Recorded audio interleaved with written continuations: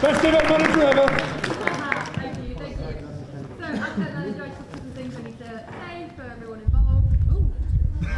Oh my god, I have a mic. How close to my mouth?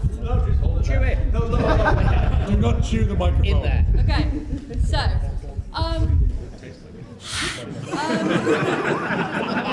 Streaming right now. Anyone got a crisp packet? So, fire exits are, you've got those doors there, or if you're like on the stairs, head up that way. If you, as I said, I'm the event manager. If you need anything, find me. And then Hannah over there, you can't really miss her, is the Academy delegate. And then Andy here is our wonderful first aid. So if you've got a boo-boo, you go to Andy. Or just die. Yeah, preferably not, because then I have to sign the paperwork, I think. Yeah. The real reason is this one. Yeah. We also want to welcome, of course, our lovely Barcelona squad, who will be styled.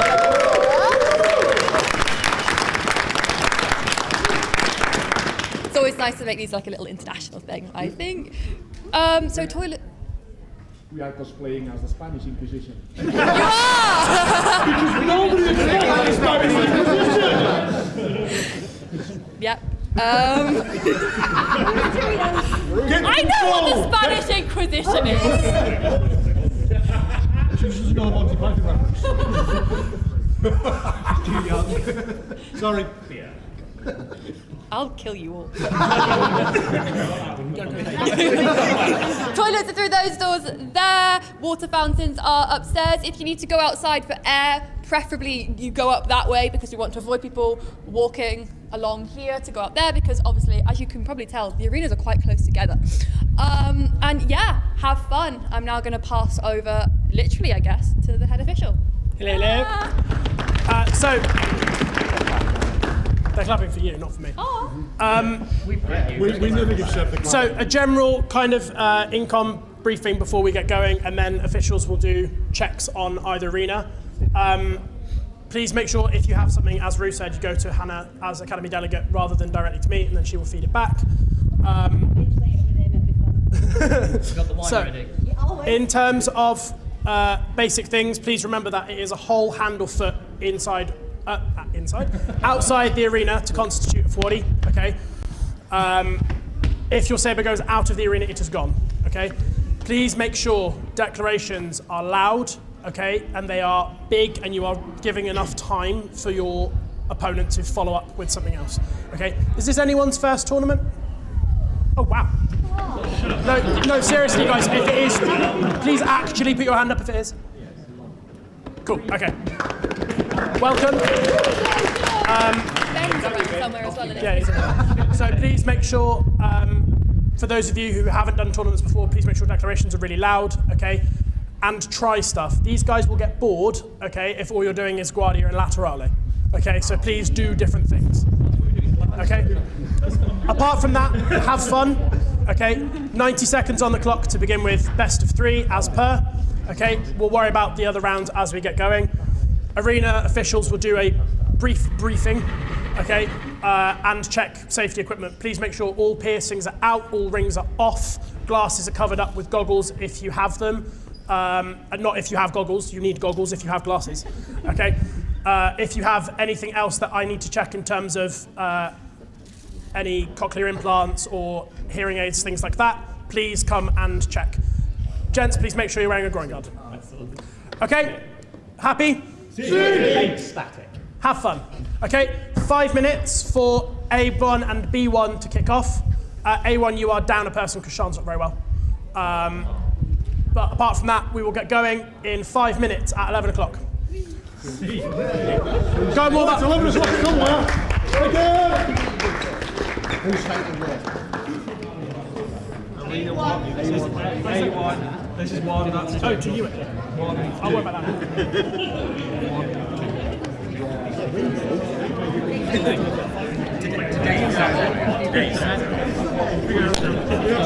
Most of the day.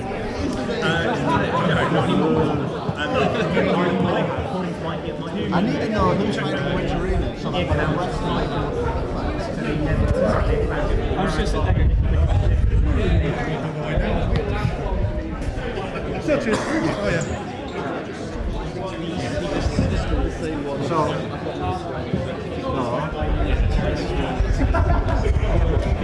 this is A. Okay, that's A, that's B. No, this is one, that's two. What the rules are because you couldn't make it. Let us add numbers. A represents one, B represents two. Except in terms of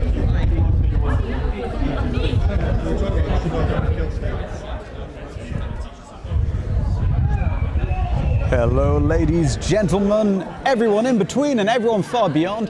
This is the Britannia Academies Tournament 2026. We're going to be starting up very soon with some fantastic LudoSport. This is Arena A. We've got it down as Arena 1 on the stream, so you'll see, but this is Arena A. If you go on to our descriptions, you can find the link for Arena 2, which is Arena B. We'll be starting very shortly.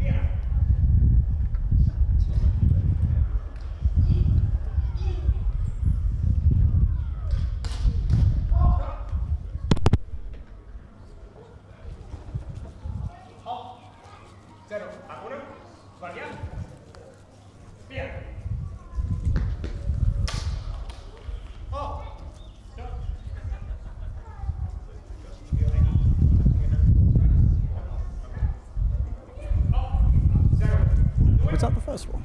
Fair.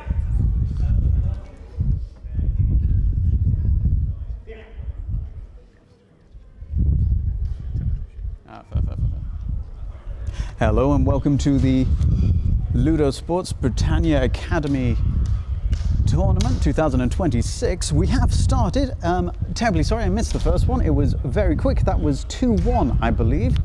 We will be getting back very shortly. We have a slight technical issue, I hear. I think it might be with the online scoring system. So we're going to be starting again very soon. I'm Sam Davis from Shots On. I'm going to be with you for possibly most of the day. This is Arena 1, so you're going to be seeing the Pool A's happening in Arena 1. If you want to find Arena 2 with Pool B's, we now have that actually streaming out at a decent, well, hopefully a decent frame rate at the moment. You'll be able to find the link for that in the description of our video to get to the Arena number 2 or Arena B, depending on if you want to be technical or not about it. So, we currently have all of the officials around the score table at the moment, trying to figure out what this technical issue is. Both arenas are at a little bit of a standstill. I think the issue being possibly not being able to connect the scoreboards. Oh, it looks positive. People are giving thumbs up. A little bit of clearing out in the arena there. We do have some brilliant officials today, very good refs who are going to keep an eye on everything, make sure that everything is above board. Now, if this is your first time watching LudoSport, I'm going to give you a little bit of a breakdown of how the game works. So essentially, 2 enter the ring, 1 leaves. No, you have 90 seconds of actual game time once you start. In that time, if you strike your opponent below the elbow, so towards the torso or above the knee, you get a point. That's called an off hit. If you get hit below the elbow, brilliant hit by Megan, bring the score to 1-0. If you get hit below the elbow, on the hilt, anything like that, that is what we call an E. Oh, so that was a double hit at that point, which means no one gets the point. Score is still 1-0. Beautiful hit by both players there. That might be another doppio. That is a doppio, which means neither player gets the point. They're going back in.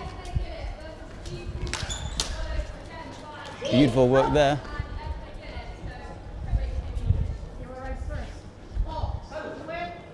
So that is 2-0 in favour of Megan there, and we can have a little bit of a look at that last point.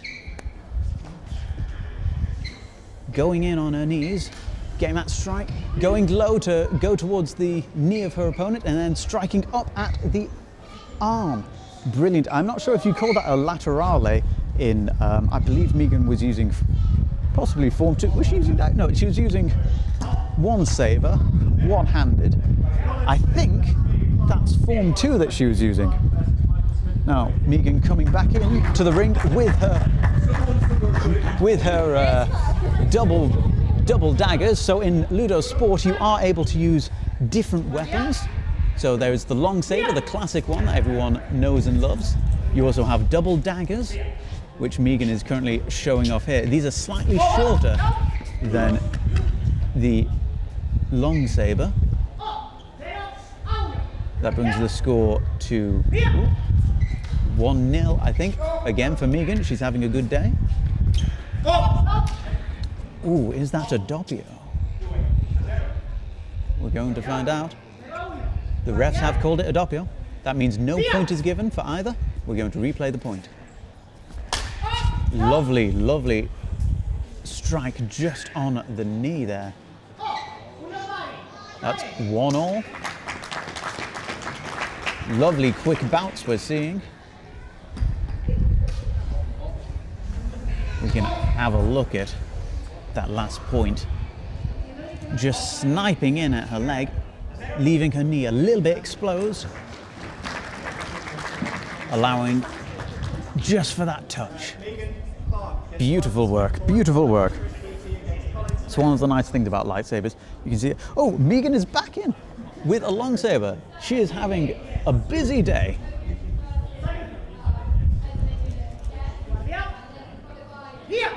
Both players off.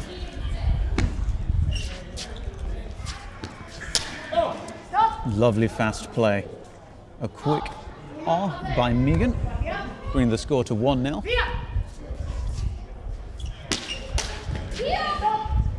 Oh, I don't even know what happened there. Shall we see if we can have a little look at that in slow motion? Ooh, we are getting a white card warning. I believe this was potentially a bit of a point towards getting the point of the blade towards the opponent. There we are. So you can see it there. The player in tan, their lightsaber tip was on point with Megan's torso. So in Ludo Sports, you're not allowed to stab or thrust. So if your blade comes in line with the player's body, that is a danger issue. I believe that brings the score to 2-1 with a win for Megan. A very good set of duels Megan has had coming in. So you can see she gets a double tap on her opponent there. Just a hit on the hands, which means that he has to remove his guard, and then straight in for a shot on the torso. There's the hit on the hands, and there is the torso hit. Fantastic.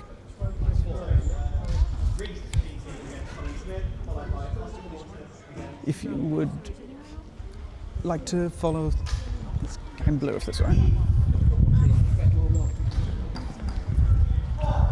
So this is an active hall, so people do walk through.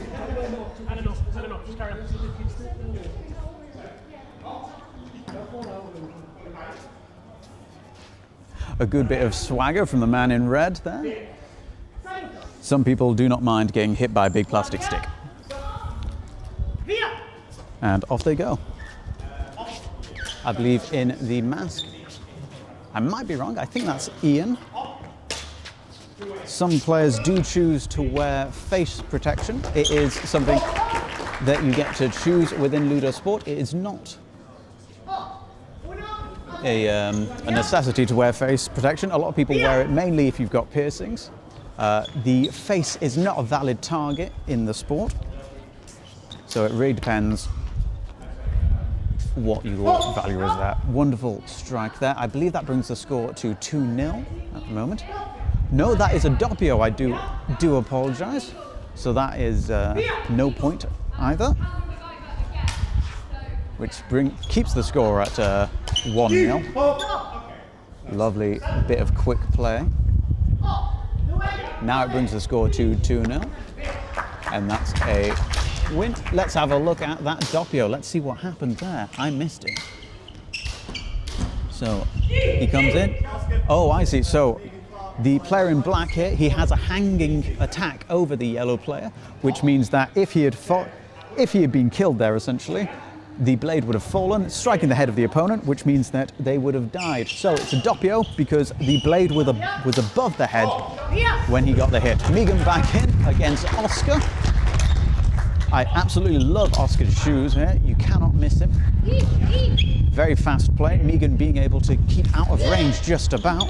Both getting an E on each other, which keeps them from making the attack. Wonderful E followed by an R. Megan is incredibly fast at getting a shot in at a player's hand. Remember, if you are struck on the hand or the hilt, oh, it does look like the referee has said that there was a hit on Megan's hand, which means that the R strike does not count, so the score is still at 0-0. As I was saying, Megan very adept at getting a strike on her opponent's hand and then moving in very quickly. It looks like we've got a strike there, but was that a doppio? The refs are having a chat. Let's see what we think from here. So, if the strike hits at the same time, ooh, it's very close to call. This is going to be a difficult one for the refs to figure out. If the strike is at the hands before the strike at the torso was, they have given the point to Megan, bringing the score to 1-0.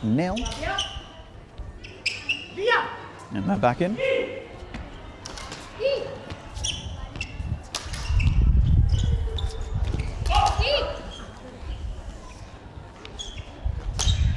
again, you can get a strike on Megan's hand, but she's so quick to get out of the engagement that it's difficult to follow up and get that hit on her. Ooh, wonderful backhand.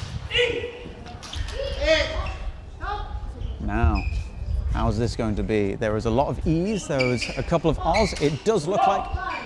So Oscar has scored a point, bringing the score to 1-all. We've got one more strike to play.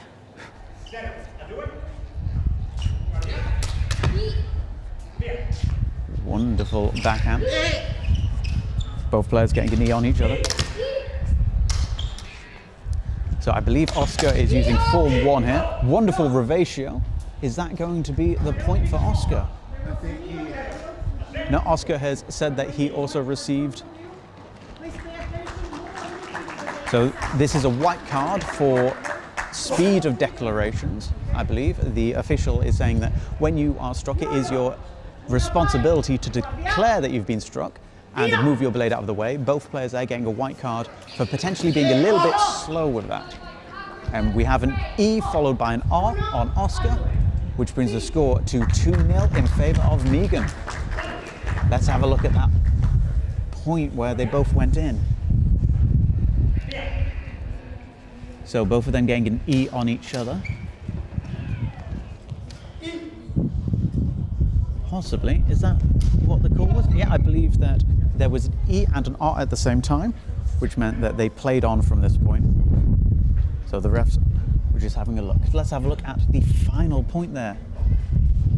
So both players circling each other before Megan getting a strike on the base of Oscar's hilt and following up with a very quick strike to his left thigh, I believe.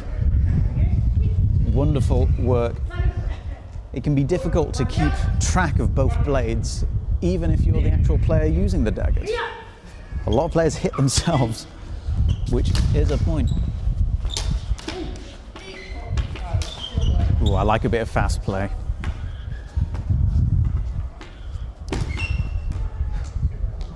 So one of the nice things about LudoSports is the pageantry of the movement. So unlike most martial arts, LudoSports isn't a martial art, for one thing. It's based on movement, it's based on hitting the right forms at the right point. And let's get back to the actual play.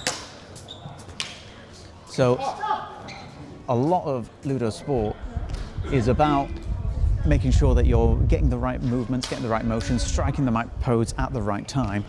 You're going to score style points for that. Oh, we have had a white card.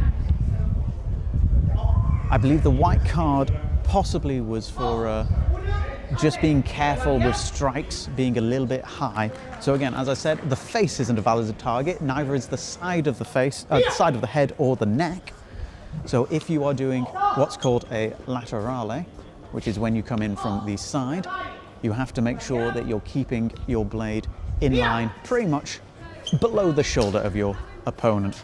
That's a point for our yellow player, which brings the score to 1-all, but that might change very quickly.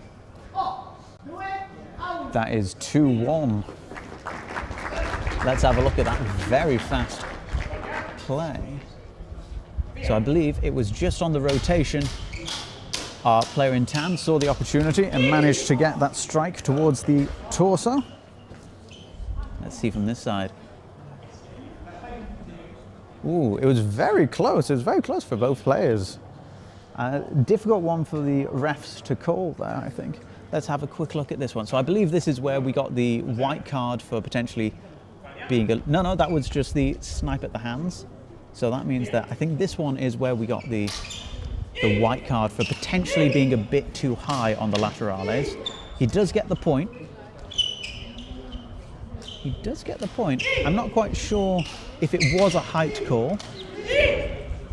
I think potentially it was a call, a little warning about lunging. So again, in LudoSport, especially in Form 1, which I believe the player in tan was using there, you're not able to do an on-target lunge at your opponent. So that's where you have the tip coming in towards your opponent.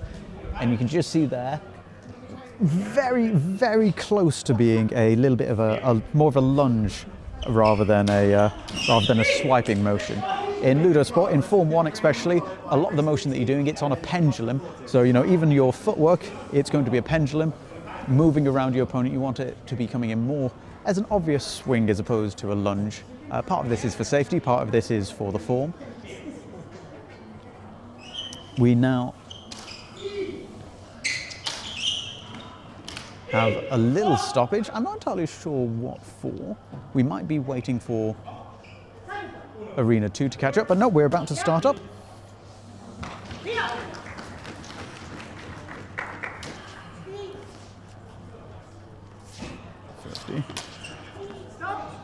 We do have a stop. This might be a misdeclaration. So this is a white card for the speed of the declaration. So remember, it is a player's, what's the word? Duty, their job, their responsibility to make sure that they're declaring loudly and fast in a timely manner. So if you receive an E hit, ooh, that was very nice blocking from Megan there on the rotation. There we go. So if you receive a hit, you need to be loud and make your declarations quick. That was a doppio. So doppio means both strikes happened at the same time.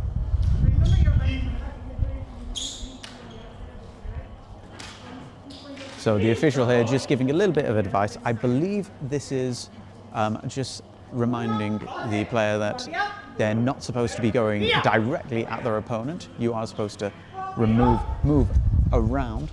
We have a circle arena for a reason. I'm just seeing, so I believe the score is 2-0. Terribly sorry, I didn't get that before. So we'll put that in. So let's have a look at this.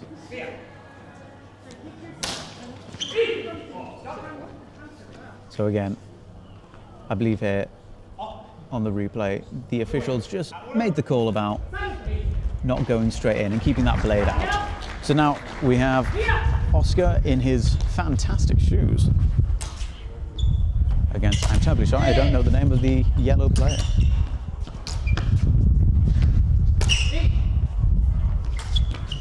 Working very well at keeping an aggressive opponent at bay. Ooh, have we got a boundary? Is this the first boundary of the day?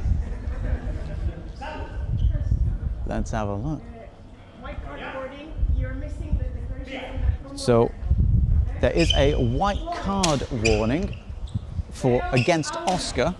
I believe that was for missing a couple of declarations. So that means that Oscar received a couple of E hits, so that's a hit on the hand, but didn't quite declare it quick enough. And there is a point there. Wonderful Levante, I believe, a Form 2 Levante going for the top of the head on Oscar after getting an E, an E on the hands, which forced him to remove his guard. He's doing very well at keeping a taller opponent at bay. Beautiful work using a double tap. I believe that coming in. One at the base of Oscar's hilt and then onto the thigh. So that's a nulo. Oh, so in this, I believe the refs have noted that there was an E hit from Oscar on the yellow player, which means that the strike doesn't actually count. So they're replaying the point, and I believe that brings another point to Oscar. We are getting a white card though. So that's Oscar's second white card.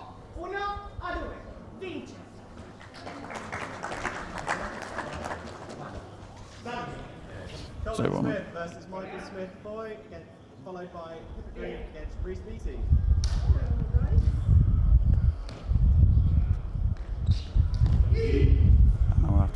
I'll sort that out in a bit. If you have a look, yeah, that's not much fun. So we're just having a couple of issues with the Stream 2 stream. We're trying to figure that out as it goes at the moment. And there was an art, but I believe the refs have called it, which brings it to 1-0. So here both win.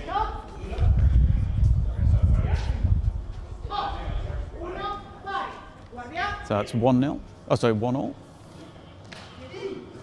The refs might have a moment So I believe our player in black here is using form 2, the player in tan, possibly a form 3.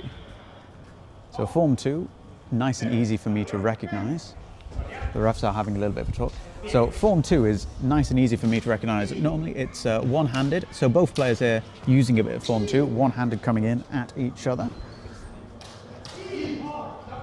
I believe the player in tan, or as people say in beaver, don't know why in beaver is beaver a colour, possibly using a mixture of form 2 and form 3. Form 3, very similar to form 1, where it's a two-handed grip using some nice basics of swordplay, but being a bit more proactive than the form 1, which is a more guarded style. So there was an E. So there was an E strike there, which brings the score to 2-1, I believe. The strike coming in because there was an E, but the blade was hanging above his opponent's head, which means that the strike still counts. Followed by Oscar Fortes versus Colin Smith. Please log on. It's still going.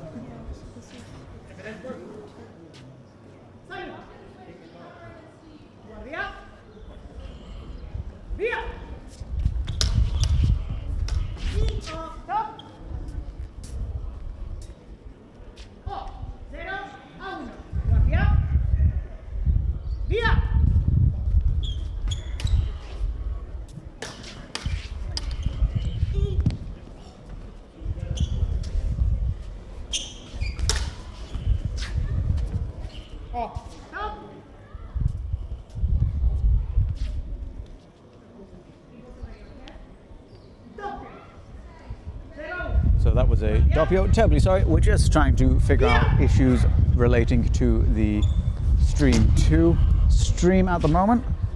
From what I can tell though, it does seem to be working. So for now, I'm just going to have to concentrate on Stream 1. So we're having a little bit of a ref discussion here. I was a little distracted, so let's have a look how this worked. So both coming in. It does look like we might have a doppio here, so that means both players made a hit at the same time. Is there a card coming out of the pocket? No, no card. So again, a white card in LudoSport is just a little bit of advice. So the refs will give you a little bit of advice if they feel that you need it. They don't always give you a card if they're just going to give you a little advice. Oh, that is 1 point though, so there was a point given, which brings the score to 2-0 for our yellow player. I'll do this next time. I'm afraid I did miss the original point. Oscar Fortes versus Colin Smith, followed by Colin Smith against the green. So we now have Oscar and Connor. Oscar in his fantastic green shoes and Connor in full black and face mask. And here they are, Guardia, which I believe is Italian for guard. So each form has their own guard that you start in. This possibly will be a doppio. Let's have a look how the refs call it. Shall we see what it looks like to us? That was a point given, I believe, to Connor. Looking for a strike, and lovely Levante, I believe, from Oscar, which brings the score to 1-1. So a Levante being a strike to the top of your opponent's head. Ooh, very much similar speed coming in here. So we're going to have a card. I believe Connor is favouring Form 2 at the moment, so again a one-handed approach, a bit reminiscent of what you might think fencing. Some people have pointed out to me that it's a very Count Dooku-esque style of lightsaber fighting. It does look like we do have a doppio though, both players making the hit at the same time, and that's going to end the bout. We can have a look at how that doppio happened. Colin Smith against Kip Green, followed by Michael Smith Boys against Oscar Fortes. We now have Colin versus Oh, I did not catch her name. I'm terribly sorry. But here we go. This is where they both get a levante on each other. A Form 1 and Form 2 levante, respectively. Nice little salute. So both players here going for Form 2. You have to be careful about that edge of the ring. Lovely follow-up attack there. So again, Colin going for a strike on the hand. A bit of a staple for Form 2, where they like to snipe the hands and then follow through to get a, normally it's, you know, maybe a bit of a levante or a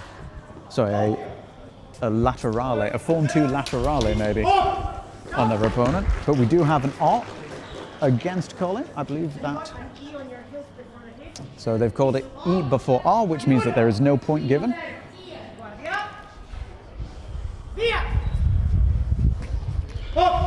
And that looks like it might be another doppio, where both players have struck at the same time. So Colin having a hanging blade above their opponent. No, it has been given.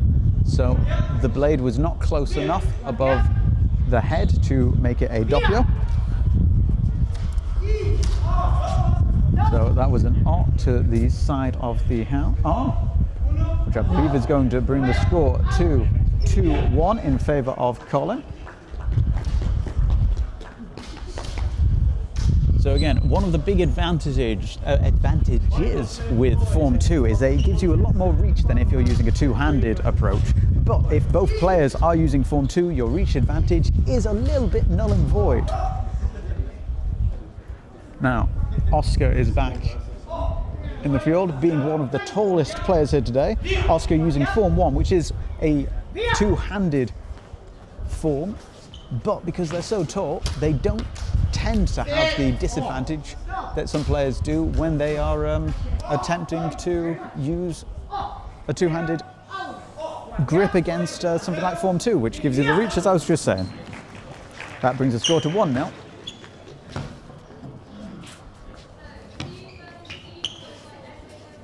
Both players trying to gauge the distance between each other, but with a quick advance on Oscar. So Oscar's just getting a little bit of coaching from the official here, just about when they go for a revatio, which is, you'll see here as they come down here, they're actually bringing the blade in front of them as opposed to around the side, which they're supposed to do. So it's becoming a bit more stabby, as it should be a bit more of a placement than a push. So you want to drop the blade to your side before pushing it towards your opponent, as opposed to swinging it up on the inside and bringing it towards your opponent in a swing. I believe the score at the moment is 2-1. I did miss that one there. Let's see, can we replay it so I can relive the moment? Last match, Pool A1. It's going in. So, that does look like a very quick strike to the leg of Oscar before Oscar was able to make the strike on their back.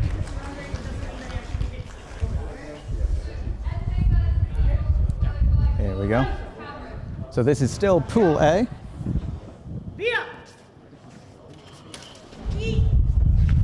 There's a first E, strike on the hand.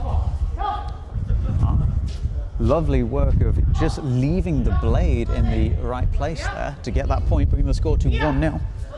Sometimes you can just allow your opponent to walk into your blade, which is very nice. Again, lovely follow-up from an E to an R. So she managed to get the strike on the hilt and then followed it through, getting a body hit on her opponent. A little bit more cautious now. Both of them getting an E. Ref calling them to go on, and that looks like it might be a doppio. Let's have a look. That is a doppio. Ref has called it a doppio, which ends the round on 2-0. Again, both players using the same form of Form 2, looking for quick, snipey shots on each other, which when both of you have that reach advantage that the one-handed grip gives you, it does nullify your advantage and gives your opponent the opportunity to get some doppios on you, so where you're hitting each other at the same time.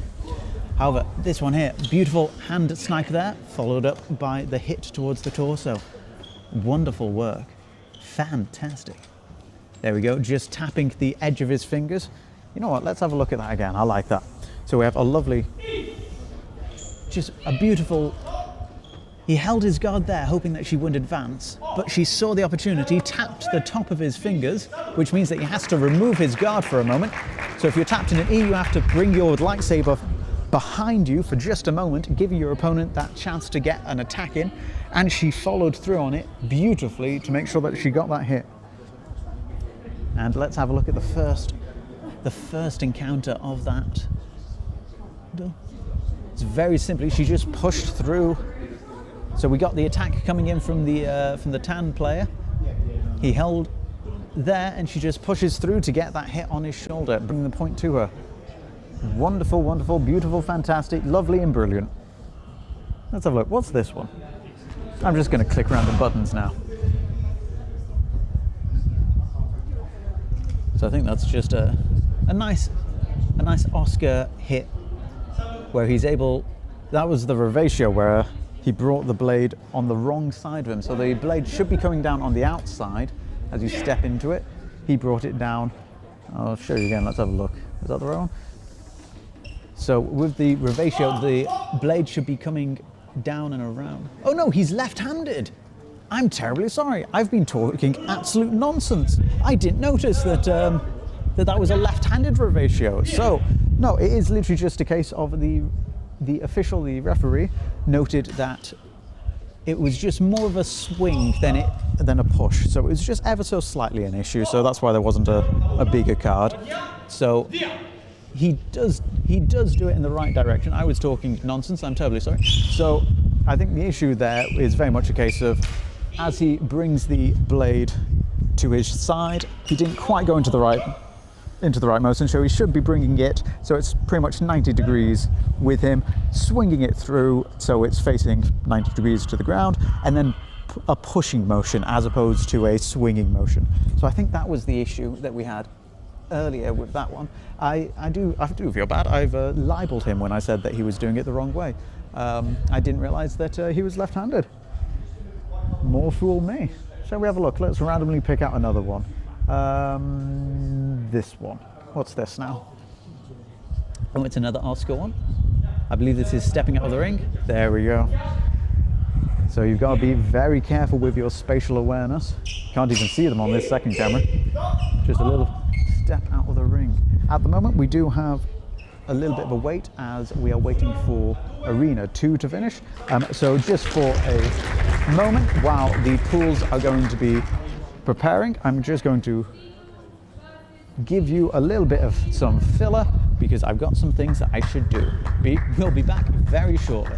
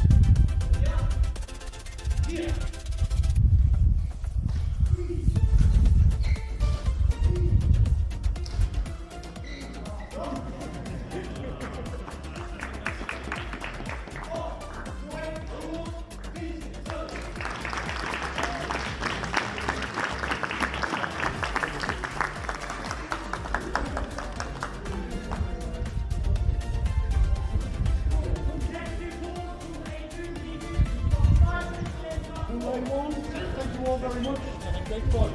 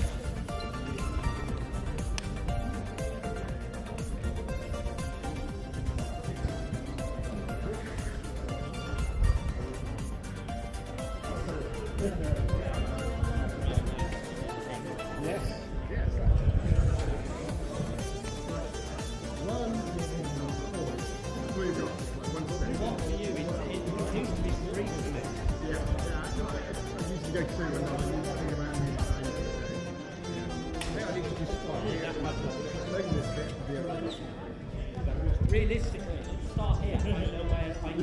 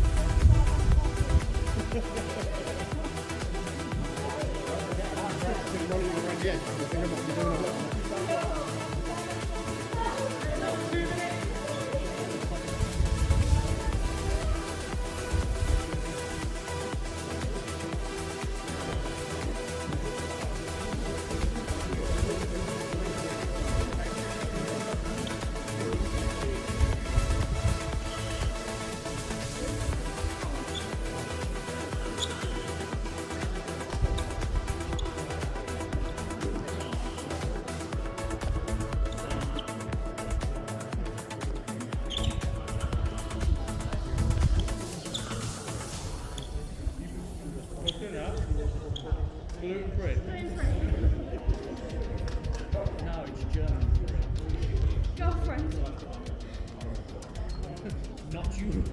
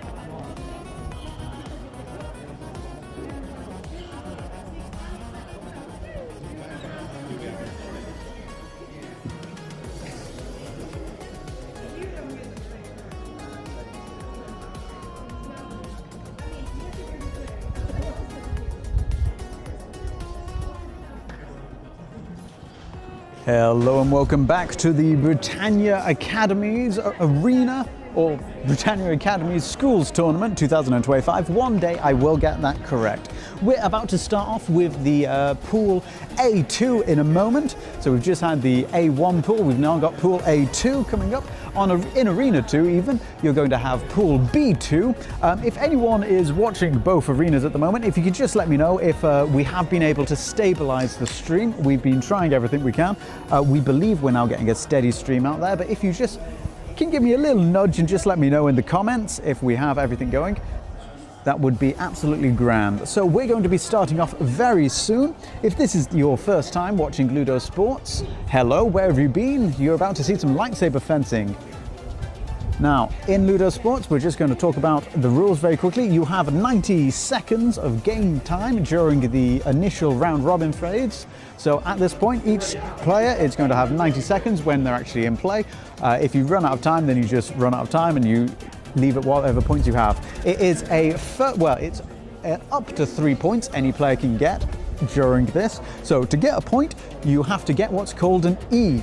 Sorry, you have to get what's called an O. So players will announce their own hits. So if you hear a player go "oh," that means that they've been struck above the elbow or above the knee or the top or on the top of the head. So essentially around the torso. This is a killing point. This gets you a point in the game. If you are struck though below the elbow, below the knee or on the hilt of the blade, this is an E. And you'll hear, well, you're going to hear this called out quite a lot where you'll hear players go E. And that means that they've been struck in a non-lethal area. You have to remove your blade, so you have to get the tip of your blade behind you or out of the way for a beat of combat, giving your opponent a moment to get an attempted strike in there. So that means that you will see people who are making an attempted attack, getting a little bit of a strike on the hand and having to pull back. That's why you're seeing that quite a lot in the sport. Now, it's not just about being able to hit your opponent though. In LudoSport, you're also judged on your style. So style points are judged on if you're able to correctly use the movements that are outlined in the forms. So there are currently, I think there's currently 5 forms with a 6th being developed at the moment. Each form has specific moves and you are judged by a 3rd judge on how well you perform these specific moves. So if you're very good at that, if you're very stylish, if you're managing to pull off your poses as you're getting these strikes, or you're making the blocks and you're doing it in the correct manner, you're keeping correct distance, you're making the right moves and you're able to parry your opponent using the right blocks, then you're going to score highly on your style. There are 2 ways that you can win the tournament. That is style and war. War, getting the point on your opponent. Style, just being the most stylish Jedi out there. So we're going to be starting very soon. The refs are just having a little bit of a chat. We do have players today who this is their first tournament. So they're just making sure that everyone is very much aware of the rules and the cards. So the refs do have their cards ready, and we have seen a couple of cards already. Just a reminder, a white card is a simple correction card. It doesn't stack, it doesn't give you any penalties, but it's just a way of the refs saying this is something that you need to pay attention to. So quite often this can be something as simple as not declaring quick enough. You would have just seen there on the stream, the refs are practicing their E declarations. So you do have to be nice and loud. It is a player's responsibility to make their own declarations and make sure that they're doing them in a timely manner, nice and loud, and removing their blade from in front of them. If you're waiting to watch, thank you very much, Mash Spectato, thank you for letting me know that the streams are both working. That's very handy info to have there. Thank you. So we're about to start off very shortly. I believe, who's first up? Can't quite hear when they're saying their names, I'm terribly sorry. I think one of them was Beth, but we will find out shortly. Right, let's turn the music off. You don't need that as a backing when we've got the sound of buzzing sabers in the air. On Arena 2, we currently have a stoppage for tying laces.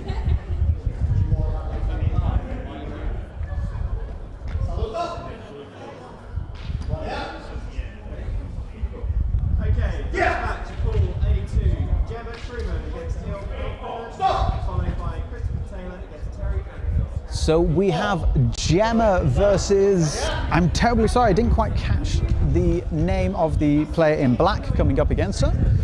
Gemma, nicknamed Giggles, because she can't stop herself from laughing when someone makes a strike on her. We'll see if we can get a nice close-up of that. So to start off the round, both players will salute each other. Saluto, going into Guardia.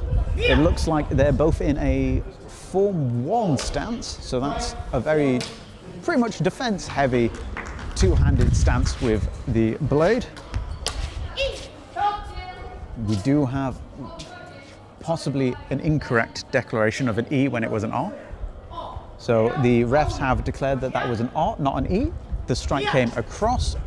So I believe actually it might have been the case of Giggles having their hand up against their chest. So she did get the hit on the hand, which would have been an E. However, it was so close to her chest that that means that it would have, if it was a real lightsaber, would have cut through anyway, and the point was given. So we are having a little stoppage. So in that time, let's have a little bit of a look at that point just to see if that is why that was given there. I believe so. So we've just had a nulo, which means that no point was given for that last point. The score is still 2-0 for our player in black. So I believe that is just a black over tunic. Both players wearing a tan tunic, a tan under tunic or battle tunic. That's 3-0, I believe. Which means that they are both initiatos, I believe, which is the next. No, sorry, they're both. Ooh. I'm going to have to double check that in a moment. Someone's going to tell me that I'm very wrong. Not initiato. Yeah, no, initiatos are in the tan. If you were wearing black like I wear, you are a novicio, which means that you are a novice. Initiato is the next step above that.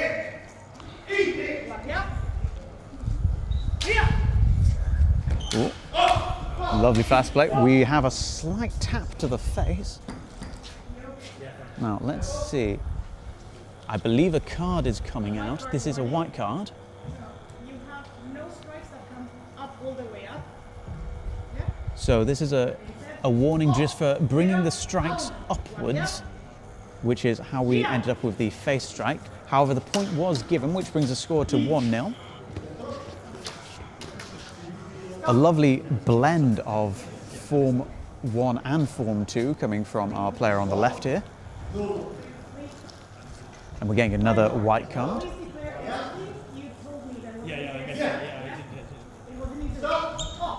I believe that was for declaration, so that was a white card for missing a declaration, bringing the score to 2-0.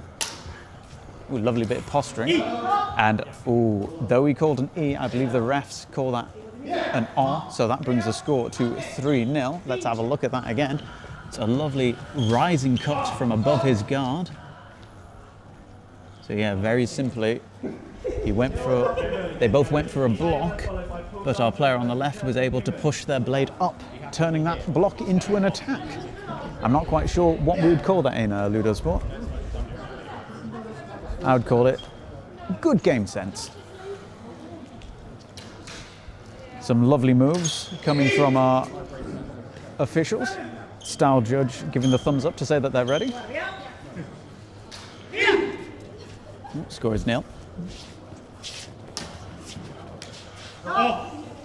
Is that a doppio or is that just happy to see each other? Let's have a look. The refs might be having a chat. No, that is a doppio. So both players making the strike at the same time. Bring the score to 0-0 still. Lovely fast play. So fast that I didn't actually get time to save the replay on that. Bring the score to 1-0. Ooh, this might be a doppio. Might be a card for being a little bit too high here as well, though. Let's have a look. This is a white card for the levatio coming in a bit too high. So that was just getting towards head height, which is what you really want to be avoiding. But that brings the score to 1-1. And the point is begun. Oh, and we're seeing our first saber staff of the day, which is coming in with Cookie. So again, you can use multiple different weapons in LudoSport. So we have the saber staff, which is essentially the classic Darth Maul double-ended blades. Each blade on the saber staff is slightly smaller than you have on the classic long saber, which is what I believe Ian has. Now, it's very easy to strike yourself with the saber staff. So one of the problems you've got is you've got to keep it moving, otherwise your opponent has a very good chance of getting that hit straight down the middle. I believe that is 1-0.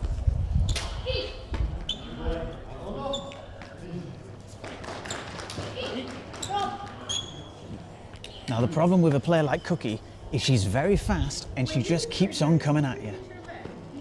So the judges at the moment just seeing if Cookie might have got a strike to the leg. I believe there wasn't. We're going to find out very soon. Ooh, and they're back up.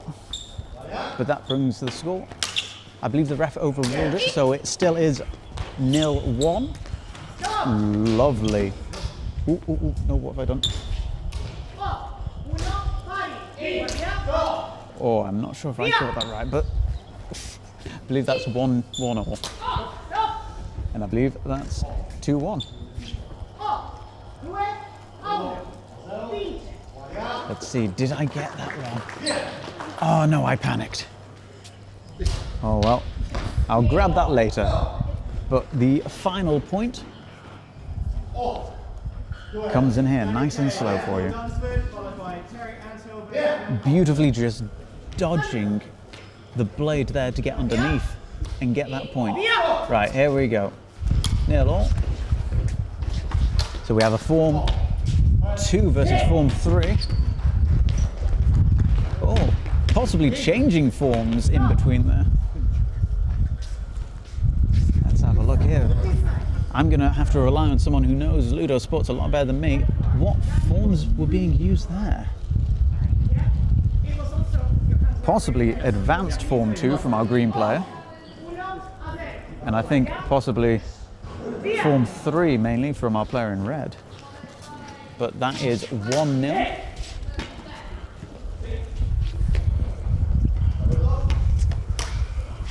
Both players judging the distance, but just getting a tap on the leg. I think just hitting the knee. Bring the score to 2-0. Oh, yep, 2-0. There was a little bit of confusion there for a moment.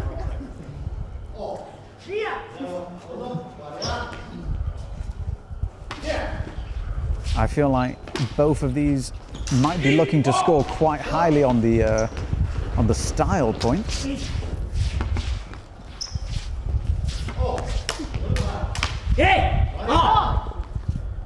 Both going to push through their opponent's guard on that last hit.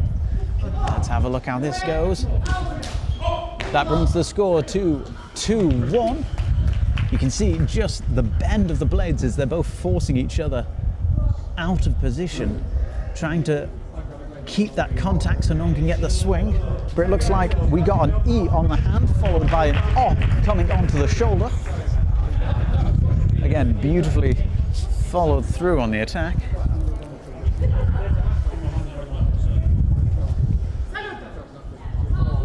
Where did that come from? God, and here they go.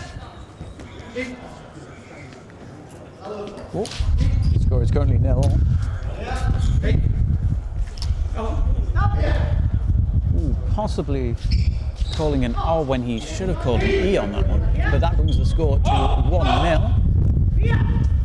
Oh, there's a button just to reset the score.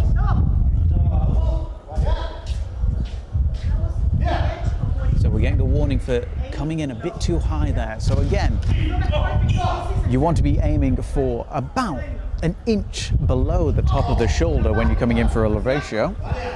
Sorry, coming in for a laterale, so that's a swipe from the side. Lovely fast movements. Beautiful riposte. So let's have a look at this one again. That brings the score, I believe, 2-1. You can see there a nice guard just tapping the hands of the player in black, which means that they have to remove their guard. And instantly he follows it up, coming up with a side swipe, I think a form 2 levante. Not levante, oh. This is the problem, I can't speak Italian. So a form 2 laterale. So a lateral. I have to remember that. Laterale means lateral. And here they go. We have Giggles back in the ring. Both getting a striked E to the hand. Ooh, I didn't even see that hit. It looks like a very slight tap, but bringing the score to 1-0.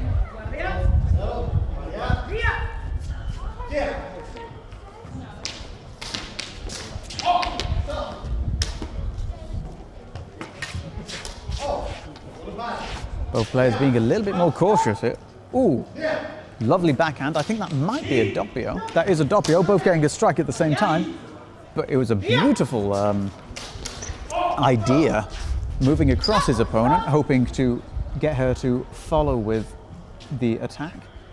Or follow with a strike that he would avoid, and then striking her in the back. However, Giggles was able to keep up, which meant that they both got the strike, meaning it was a doppio. Let's have a look at that again.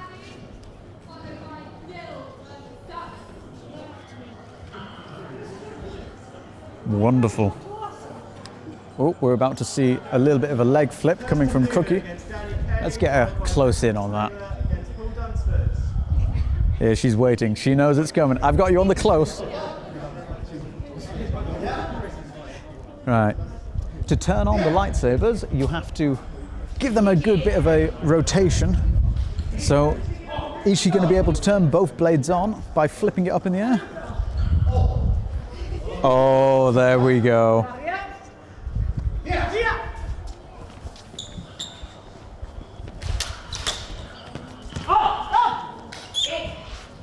Very aggressive play from Cookie.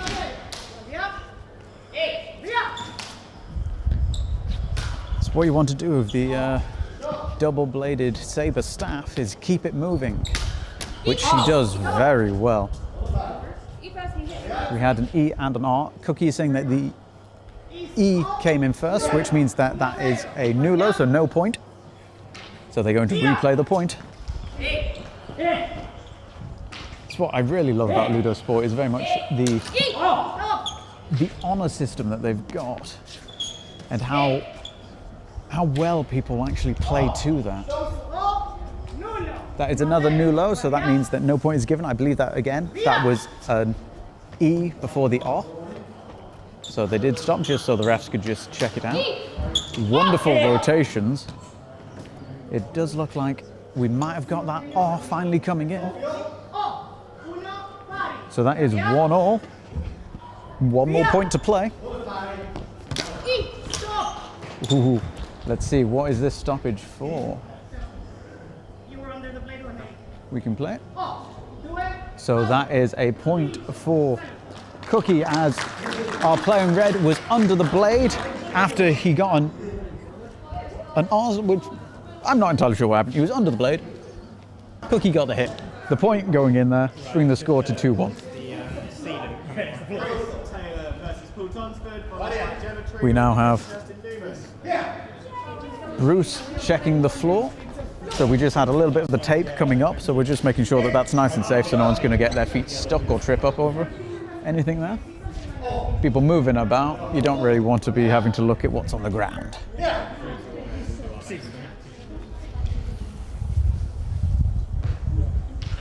So we have a little stoppage for some reason. There's the salute.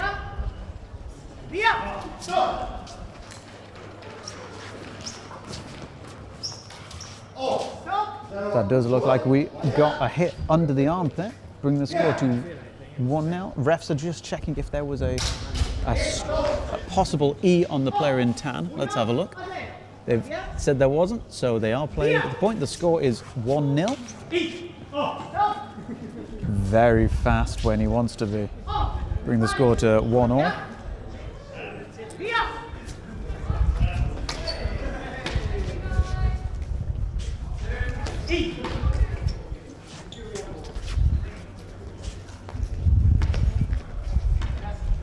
Problem is, you don't want to get too close because you give him a moment and he will strike you.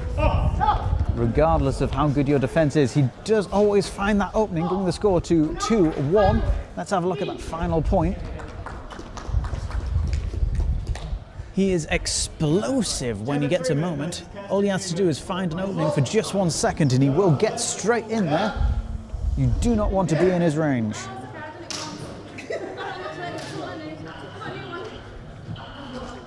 We have Cookie coming back in with her saber staff. Cookie versus Giggles. This is going to be a fun fight. I think this one's going to be one for style. There she goes, always giving a show.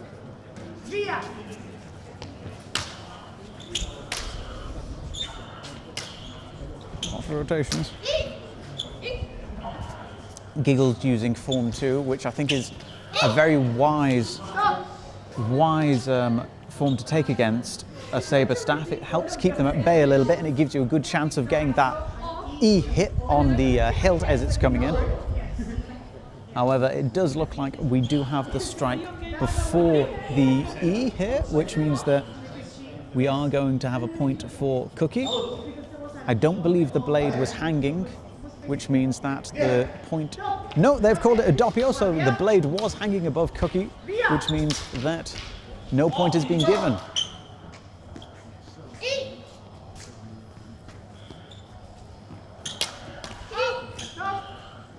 So we had a couple of E calls, we had an R. We're going to find out what happened. This is another doppio, so the hits came in at the same time.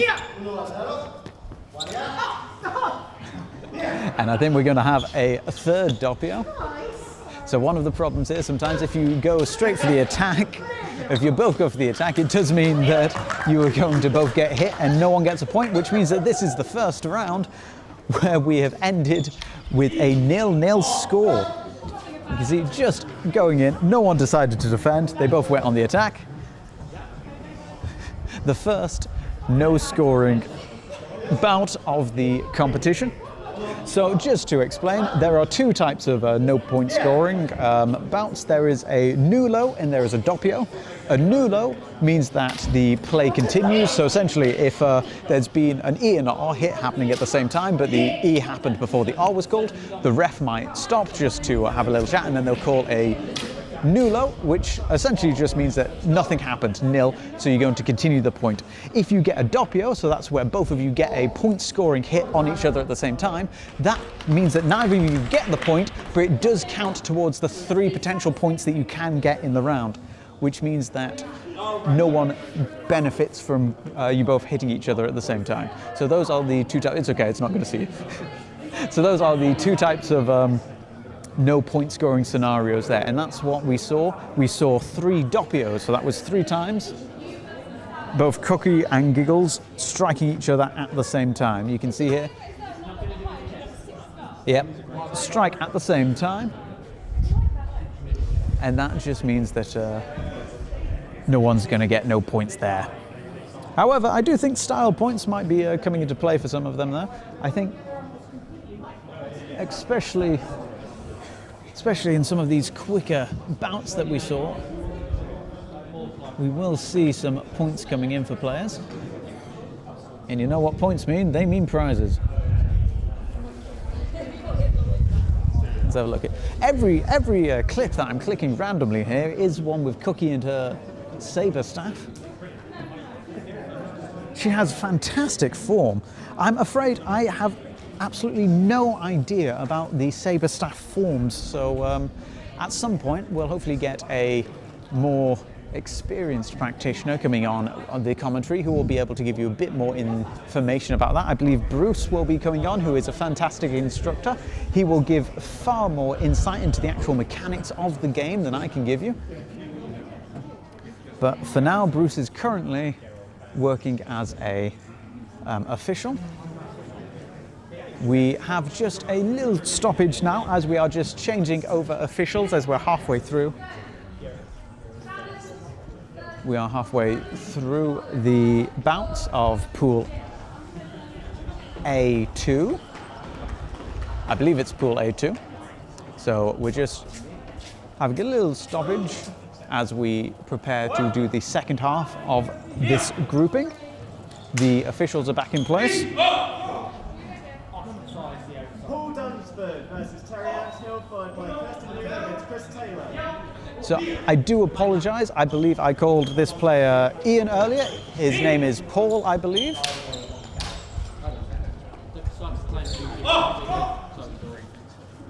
Now, something I learned about myself quite recently is that I might be partially face blind, so commentary might not be my forte as I once thought it was.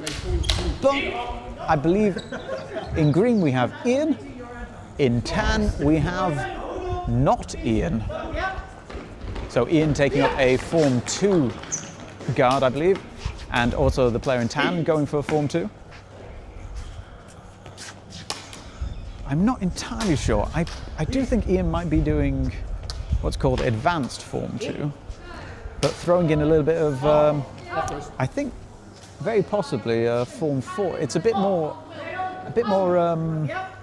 acrobatic than some of the others.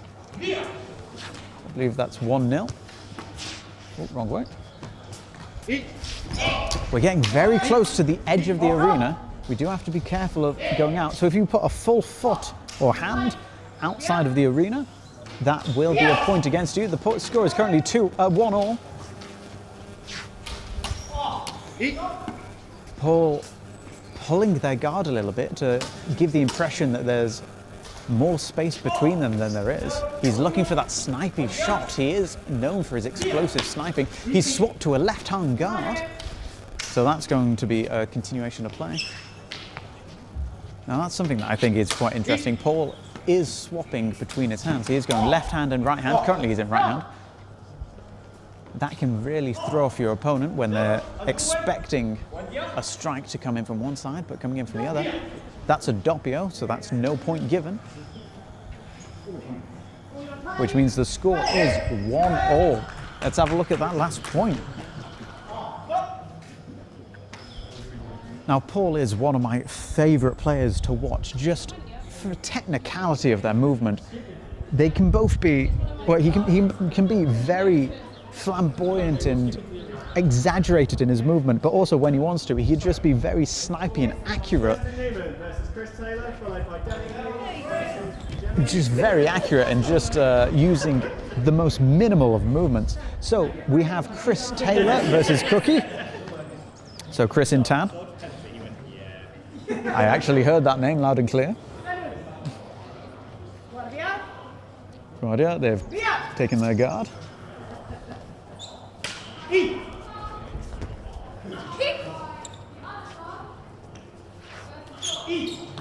Lovely, lovely follow through on the attack there. So getting the E on the hand and then just using that second blade to swing around and tap Chris on the behind.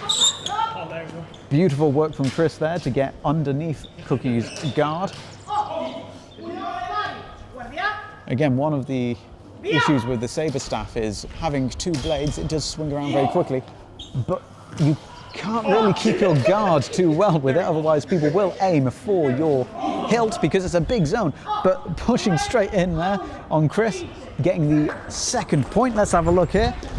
Just very much, I think he got caught in the corner of the circle of the arena, allowing Cookie very much just to kind of swipe a blade around him.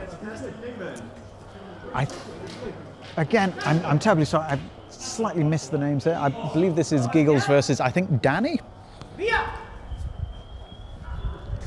So we've got a Form 1 from Giggles and I think a Form 3 from Danny, which is a more fluid style reminiscent of Form 1, but he's just pipped into Form 2 there, bringing in the one-handed approach to get that strike.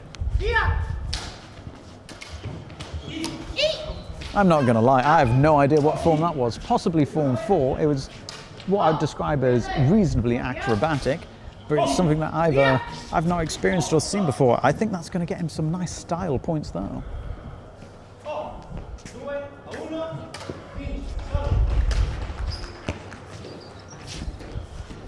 A little bit of a reverse grip there. It's a bit of a contentious move in some swordplay circles, but in LudoSport, if you're able to pull it off, you're going to get some good style points. Now, one thing I would say is remember, in LudoSports, there are two ways to win and get a podium spot. You can win by using war, which is basically getting the point on your opponent, or you can also win with style points. So your style points are judged on the form that you use, how you use it, your spatial awareness, and correctly and appropriately moving against your opponent. I think that last bout we're going to see a lot of style points being awarded to, again, I'm terribly sorry, I don't know his name, but he moved absolutely beautifully with purpose. Coming in, we've got our saber staff back in.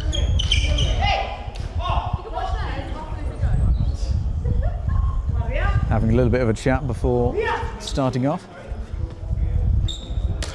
Score is 0-0. Wonderful anticipation there from our player in tan. Getting that E and then having the confidence to follow Cookie as she backed away. The issue is even while trying to remove your blade to have the to have the E declaration, it is so easy to be caught by your opponent's blade when they've got a saber staff because there are two blades swinging about. So I believe that is 1-1.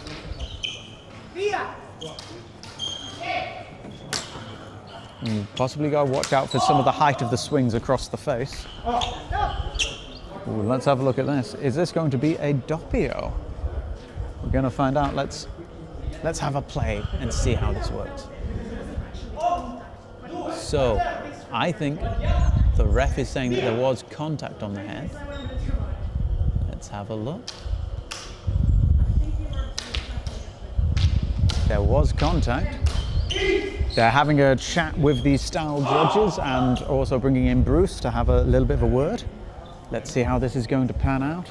This might be ending on a doppio, which would be 1-1. It is a doppio. That ends the round on 1-1. Brilliant play. I do really love watching these two style of plays here. Cookie really going over the top and using all of the spins and turns that she can master, with our player in tan very, I would say, looking at just making sure that they've got the basics correct there and using their strikes very sparingly but very accurately.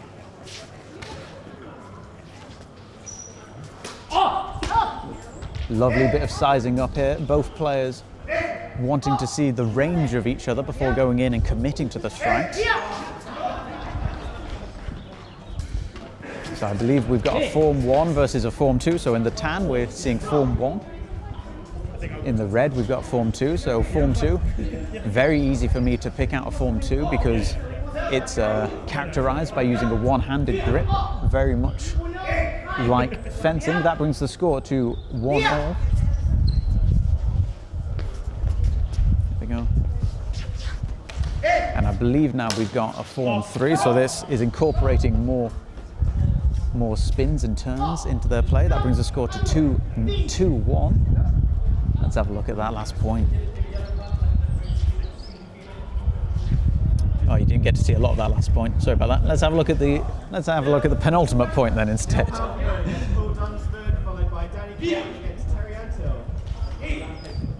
So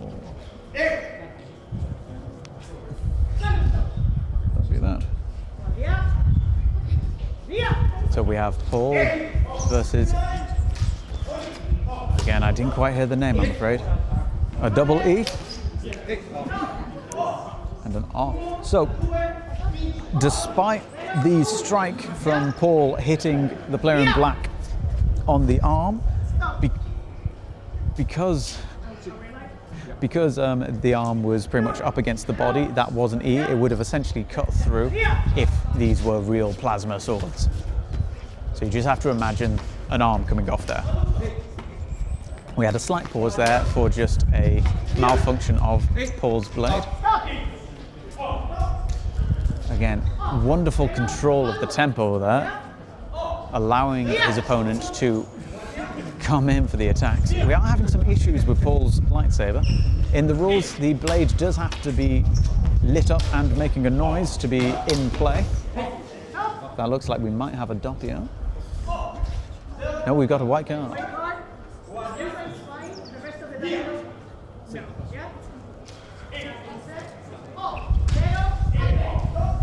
Oh no, so that was 3-0. I'm not entirely sure what that white card was for. We can see if we can have a look. Let's have a look at that last play and see if anyone can spot an issue. So I think the white card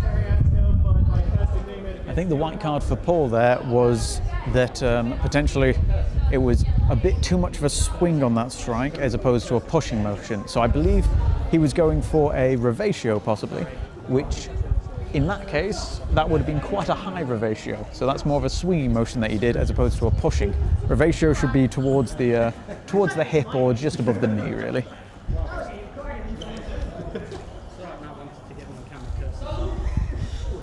So I believe one of these players is Danny, I think in red.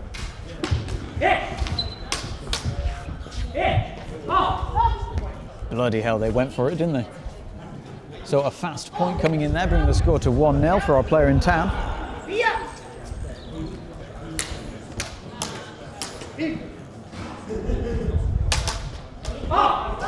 So it looks like we might have got a doppio again here with a lovely defensive strike as he was being really pushed by the player in red there. And just by holding his guard, he was able to get a doppio because he walked into it. However, this time he was able to follow up from a strike to the hands into a nice, very simple 1-2 E to R. There we go. So it was a strike to the hilt, followed by a strike to the torso. Bring the score to 2-0 and ending that bout.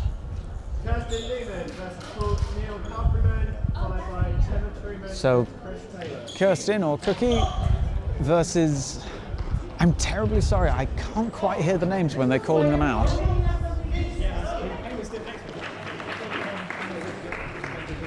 We are in an open hall. I believe this is the cantina normally, but we have it for LudoSports today.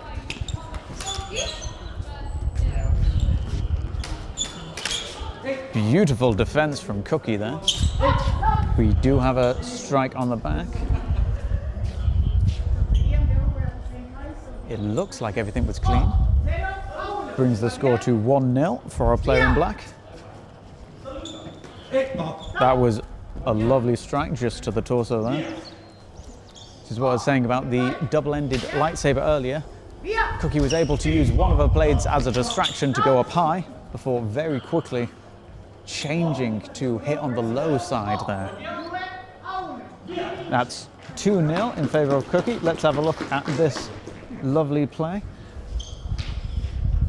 So again, she brings one saber up and keeps the other one down. So unfortunately, if you are very much used to just playing against people with long saber, you see that one saber going up in the air, you think that you're going to get a strike high, you forget to look at the bottom blade. A lovely little salute, nice and polite. Here they go. So we have Form 1 versus Form 2.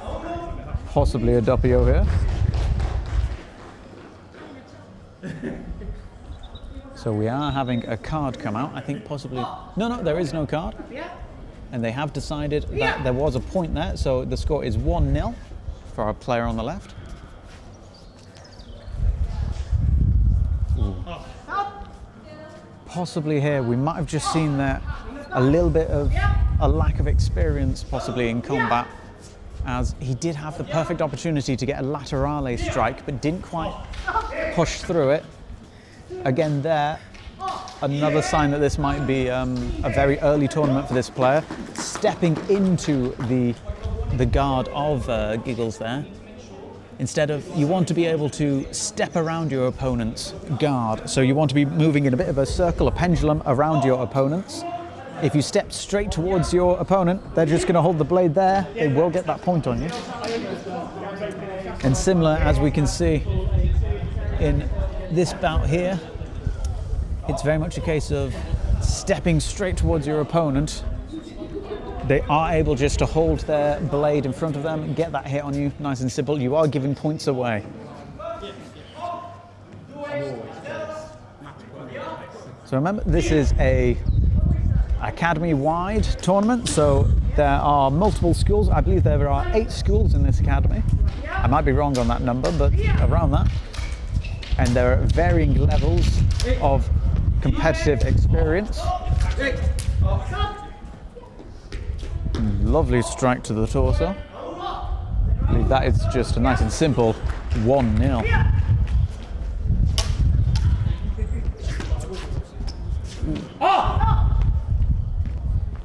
It's interesting. So he saw the rotation coming through, and I believe he left his blade hanging in the space that he knew was about to be occupied.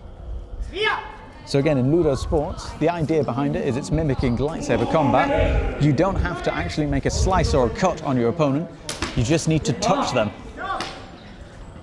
Because we are going under the assumption that if a plasma sword simply touched you, it's gonna hurt a lot.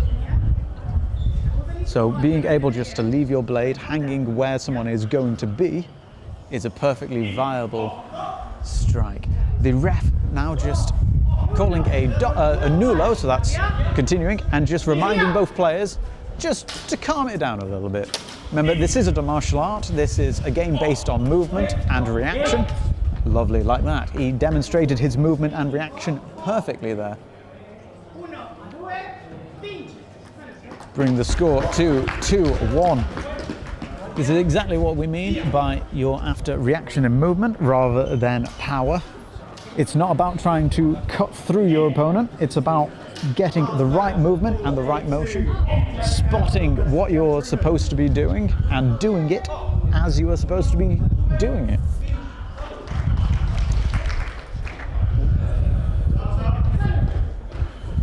Oh, let's reset the scores. So we have 2 Form 2 players coming in. Again, very one-handed. And a lovely follow-up strike. Again, Form 2, they love striking those hands. If you touch the hand and you have to remove your guard for a moment, a Form 2 player will come straight in for you, just like that. Brings the score to 2-0. Again, it's a total of 3 points. Giggles has taken a Form 1 guard. Guard, watch out, getting too close to that edge. I believe that's going to be 3-0. Let's have a look at that last point. So I think at this point, very much on the back foot, she's having to move away from her opponent. But once she got that first E on her hands there, possibly not moving back far enough to avoid getting well, I don't know, is that a backhanded, a reverse laterale Form 2? Someone will eventually tell me if I'm getting this terminology wrong. It was a bit of a backhanded laterale almost, I would say. Or a backhanded revatio if we're going to go for Form 1. See, I'll be fancy. But if you are struck with an E, so that is being hit below the elbow on the hilt of the blade, or on the hilt of the lightsaber, or below the knee, that is an E hit, that's a non-point scoring hit, but you have to remove your blade from in front of you for a moment, giving your opponent a chance to strike. However, you still are able to physically move yourself and dodge. So if you do get an E, one of the best things you can do is retreat. Move your feet, get away, move back as fast as you can, get out of range of your opponent so they cannot make that strike and get that point on you. Sometimes you're just not getting your feet in the right position. I believe here, possibly once the E comes in, Giggles was already in a bit of a forward position with her feet. So when the E came in, she removed herself a little bit, but wasn't able to bring that second foot back quick enough to get out of range. So sometimes that will happen, but you've just got to try and move yourself as much as you can. The best defense or the best block is simply not being where the blade is coming down from. Right, I believe that is the end of Pool A2, which means in a moment we're going to have Pool A3 coming in just a moment. We're going to have about 5 minutes just before they come in, so I'm going to leave you for a moment and rest my golden tonsil until we're back. But until then, I'm going to leave you with some music. So we're going to be back with Pool A3 in just about 5 minutes. Go get yourself a cup of tea and a biscuit.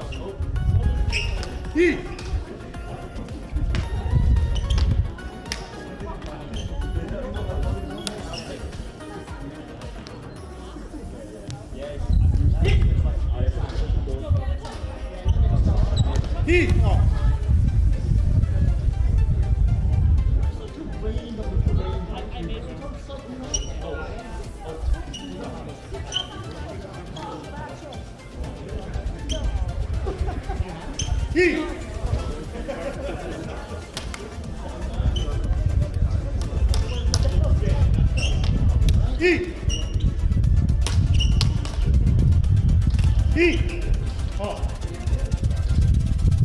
let's go.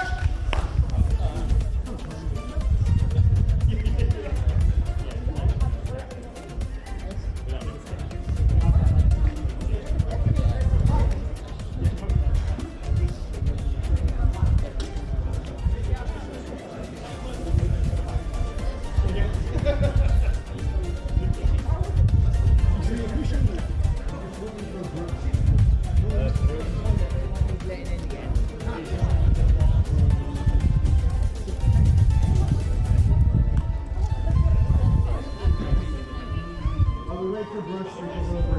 Is it anyone's first tournament? No?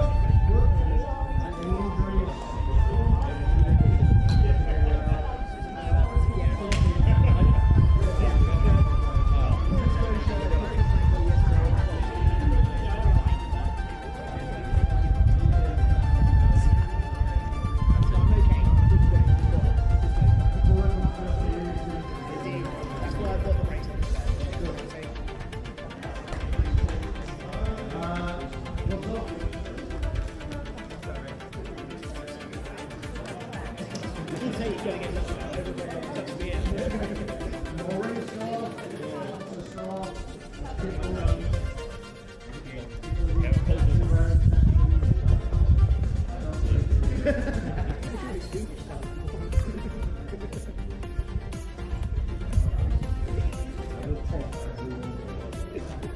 Okay, so make sure it's been a good tournament. Make sure if you're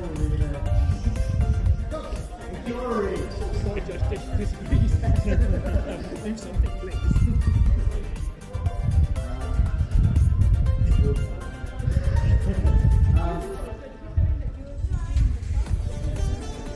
yeah, I don't know. They work. I work the same. Dangerous. If it's an E, all the way out. Everyone's really good. If full foot out, full hand out, for cards, white card,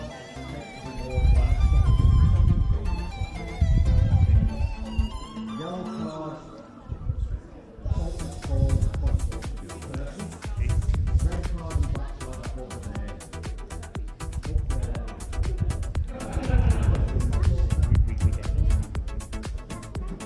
there is one more card.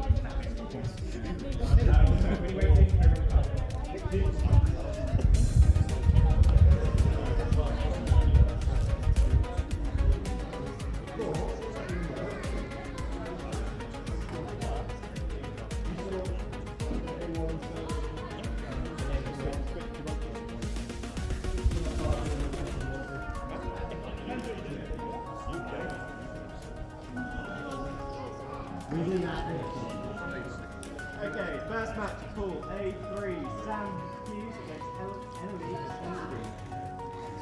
Oh, sorry. I got wrong for not doing this last time, so I don't know. Okay.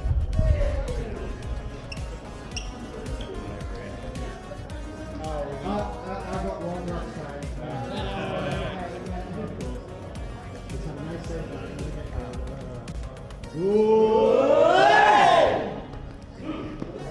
sorry, everyone.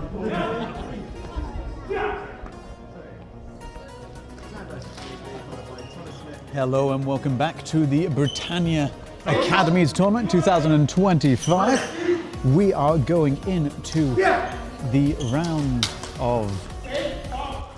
This is B... No, this is... sorry. This is A3. And I believe that is the first point. Bring the score to 0-1 or 1-0 for the player on the right of the screen. And there's an E on the hands. So if this is your first time joining us, an E is where you are struck on the hilt of the blade, below the elbow or below the knee. This is a non-lethal hit, and if you are struck there, you have to remove your guard for a moment, allowing for an opportunity for your opponent to get an O, which is a lethal hit, so a hit towards the torso, the top of the head, or the upper arms. That brings the score to 1-all. Continuare being called, both players stopping there for a moment. That could have been a sneaky hit, and that looks like possibly an O before the attempted on. It wasn't it was in Missouri. So, let's have a look. That is going to be a point given. I believe the ref said that it was an E, which is a non-lethal hit on our player's hand here, but she had declared it as an R, which means that the point is given.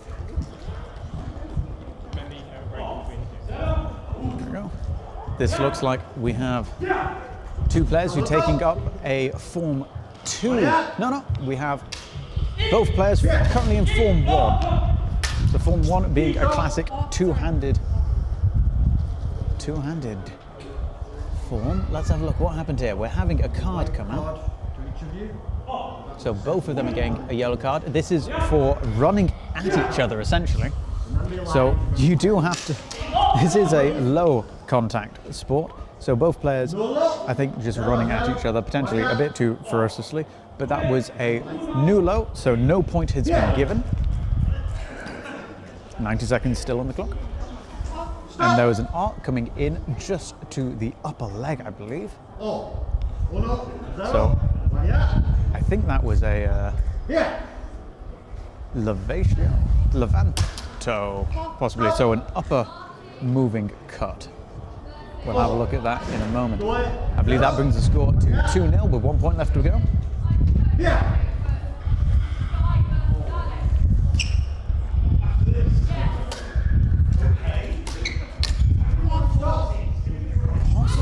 Possibly a misdeclaration, but I'm not entirely sure. So the ref's just checking if our player on the right felt any hit on them. I believe not was called, which brings the score to 3-0. Let's have a look on the replay. Both of them went for a strike. Yeah, no, it does look like there wasn't a hit. It was very close to being a doppio, but it does look like it was a clean strike before any other hit was made. Bringing the score to 3-0. So, in LudoSport, if both players make a lethal strike at the same time, so an OS strike, that's a point scoring strike, that means that you get a doppio, which means you both hit, but no one gets a point for it. In that situation, the refs were just checking to make sure that that hadn't happened, and it hadn't, so it was all good.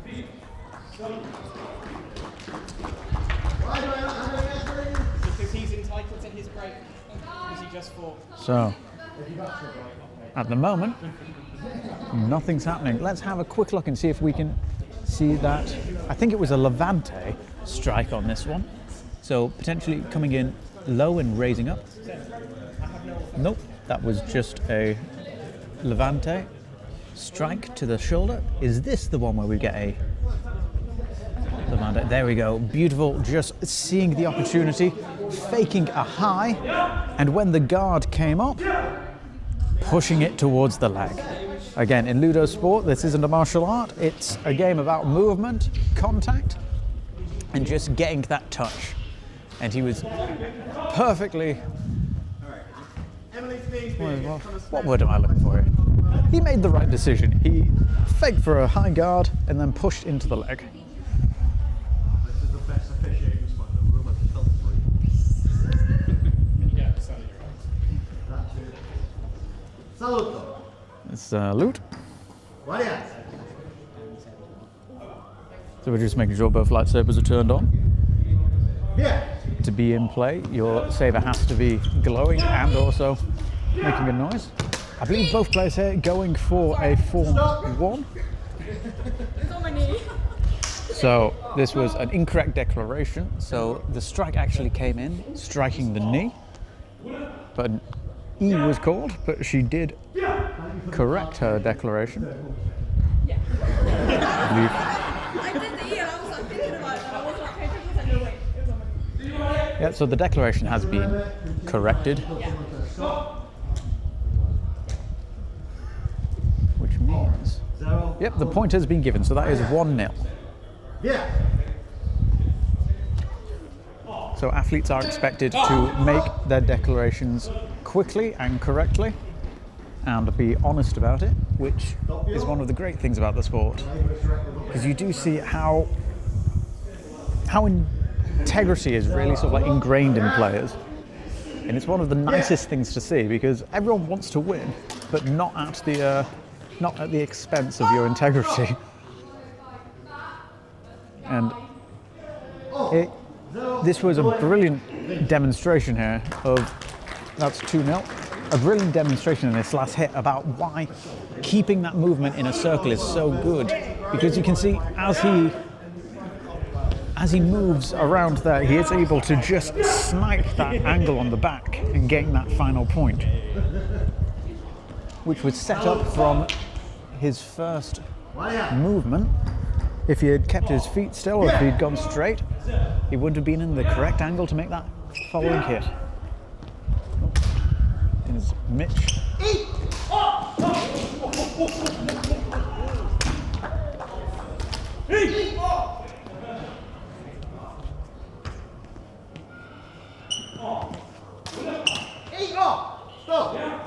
Sorry for the silence there, but I absolutely love watching Mitch as he gets into the zone. He's a very flourishing player, very intense player when he wants to be. And you can see that players will instinctively move back away from him because he is very, very fast and he's very good at pushing his advantage. It does end up with him having to chase people around the arena quite often. Very quick plays, bringing the score to 3-0, I believe, in favour of Mitch. Let's have a look at that last one. This was a great misdirection strike, I believe. So just pushing in across. It's wonderful.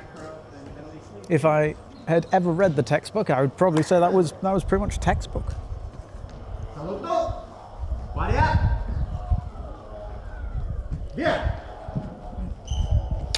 Oh, both going for a form 1. Oh no, sorry, form 3. Far more advanced form than form 1. We had a beautiful rotation, but it looks like it didn't put off our player on the left, bringing the score to 1-0. Lovely follow-up strike. So again, going in for a hand strike, getting that E before following through to getting an R just on the opposite side where the blade was not there to defend. I'm not quite sure. Did he redirect the blade into himself there? Let's have a look at that last one. We are getting a card for our player on the right. So We've had a white card for the player on the white and the black because he got an E, but he didn't remove his blade far enough. There we go. So he removed his blade, but he brought it back too quickly. So there is an issue of tempo. So depending on how fast or slow the general tempo of your bout is going does dictate how long you should remove your guard for. And in that sense, the ref just deemed that the guard wasn't removed just a fraction of the section not long enough. Fraction of a second not long enough even. Sorry. Ref getting rid of a faulty watch.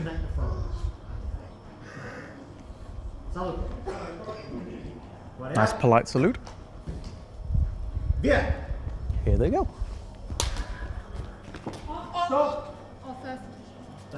So we had 2 odds, but one of them was definitely first, and we have a white card coming out. Oh, 0. Oh no, he was just fumbling around in his pocket. I don't know why. Stop. So again, we're seeing here a Form 2, especially against Form 1. It gives you so much more reach. Form 1 is very good for covering all your bases, but unfortunately Form 2, it's such a fast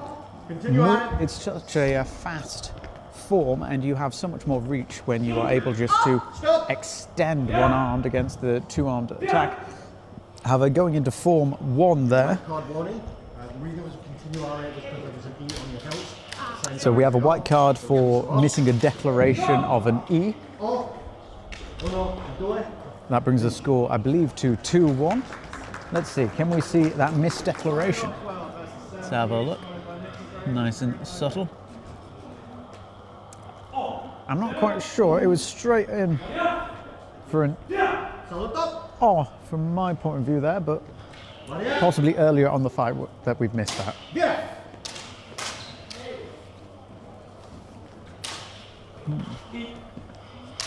So I'm not quite sure. I think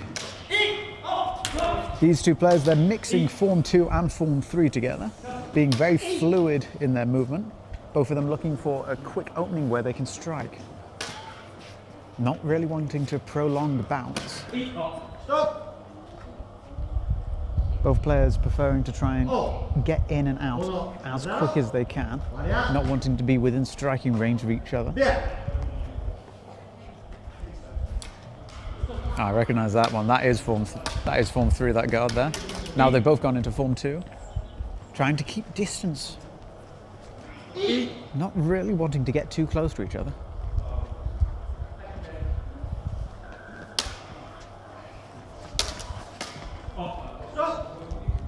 Lovely use of movement and space. Bring the score to 2-0.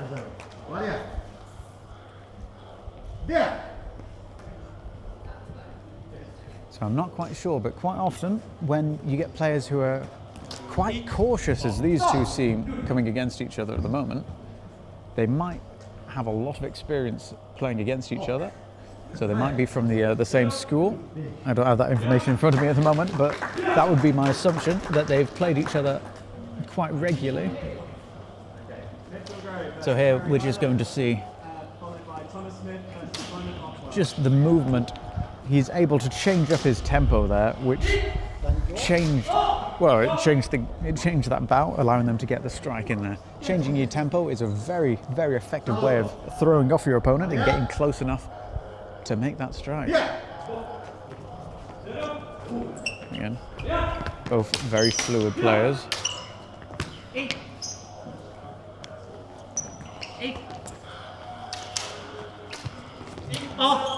Ooh, lovely, just getting underneath the, well, I'm not even sure if it was underneath the guard. I think that was an attempted strike, getting underneath the attempted strike and managing to cut down on the hip of his opponent.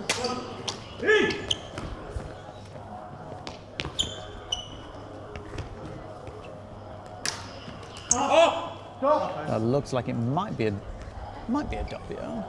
We're going to find out. Did you play first? No, that brings a second point for Mitch. So that is 2-0 at the moment.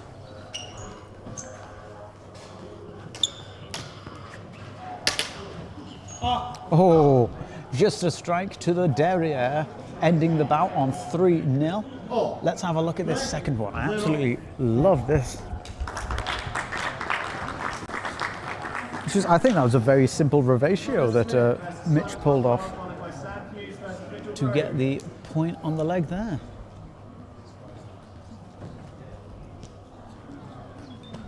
Right, who have we got here? They're just checking the colours of the blade. So I believe until you are a... Ooh, I can't remember. Is it a... No, so Novicio, Initiato, and then Technic... No. Is it Technicato? Basically, until you're past your third stage in LudoSport, you're not able to choose the colour of your blade. Everyone has to use a blue blade until they get to that point. Ooh, possibly just going to have a bit of a conversation here about ducking into... No, they're giving the point straight off.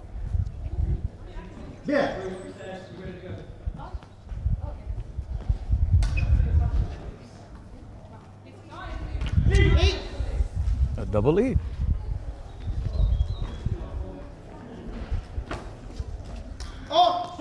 Lovely. I think that was a Levante, possibly, so a strike to the top of the head.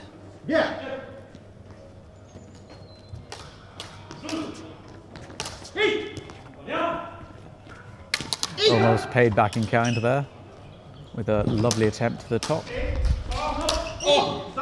So the ref did call stop. This possibly is because of potentially the blade coming a bit too close to the face and the eyes. That's been called a no-low, or nulo, which means no point has been given and they're going to replay the point. Very quick bout. Is this going to be 3-0? They've called it nulo. We are seeing a card.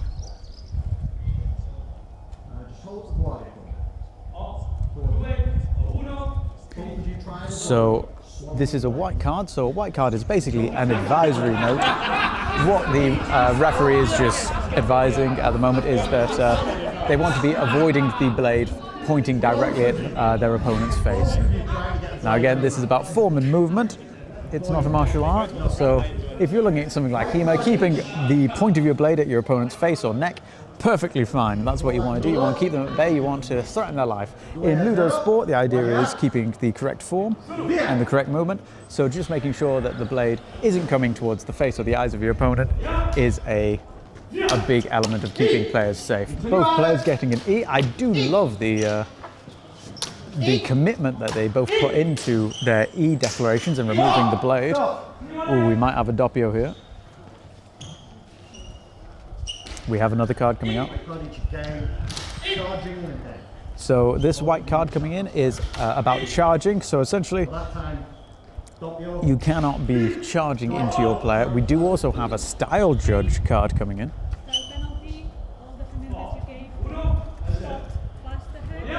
So we have a style judge, what do you call it, a foul, a penalty, that's the word, a penalty coming in from the style judge for our player in green here. She's just noted that when he's doing a levante or he's doing any strike that's coming towards the head, that quite often the blade is coming across the face, which is a bit of a health and safety risk. So that was a doppio, bringing the score to 2-0. We'll have a look at that last point. Is both players getting the strike on each other.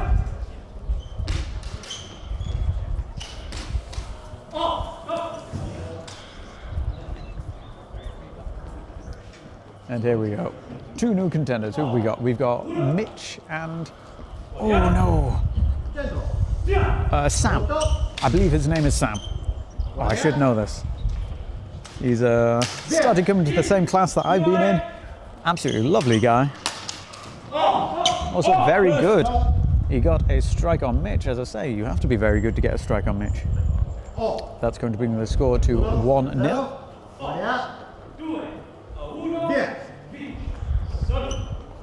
I believe here, Form 2 versus Well, it's now become Form 1. Form 1 versus Form 3.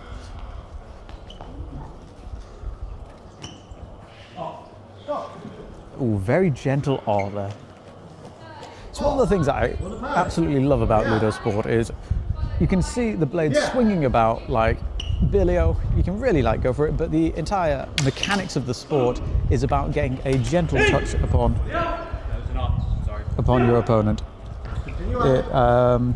Sound's gone on Arena 2. I will fix that in just one moment. I think. So I've just been told that sound on Arena 2 has gone off. I'm going to be going over there to fix that in just a moment. We have something happening there. Not 100% sure what happened there. Score is 2-1 to Mitch. I'm just going to see if I can... One moment, I'm just going to attempt to fix Stream 2 if I can. We'll be back in just a moment.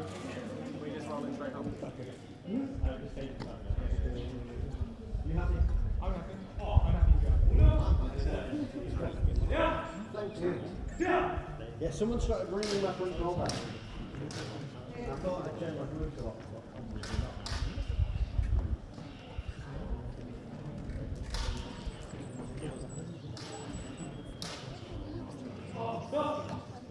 As a quick mini briefing, I'll come to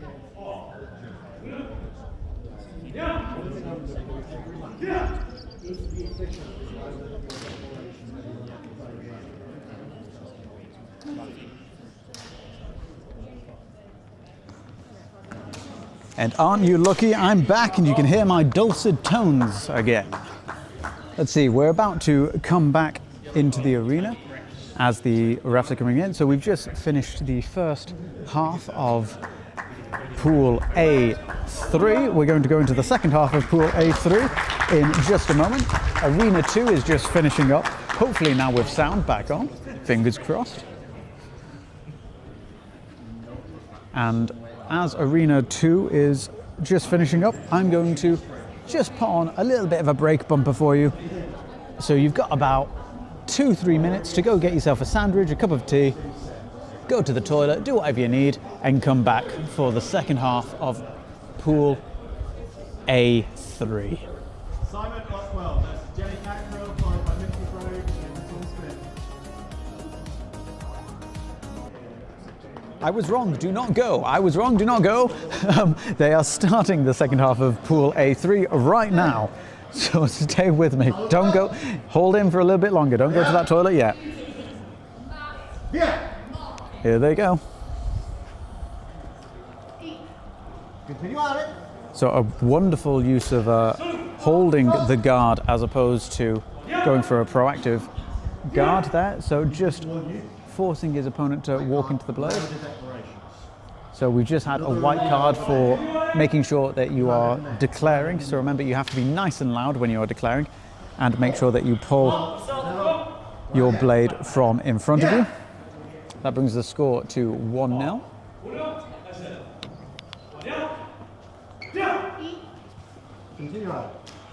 So again, our player in green here really working well to keep their guard in front of them so their opponent can't advance, but wonderful work there, getting that E and following through to an O, bring the score hopefully to 2-0, sorry, to 1-0, to 1-all.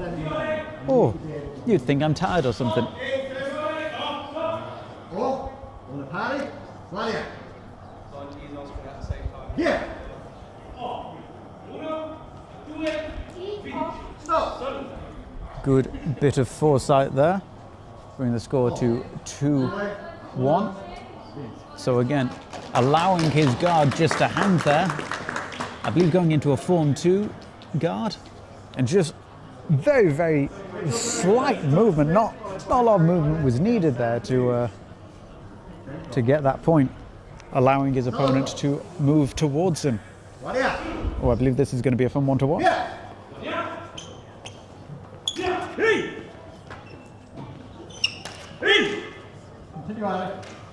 I think there's no mistaking that both these players know how to declare properly. Nice and loud declarations. Brings the score to 1-0. Yeah.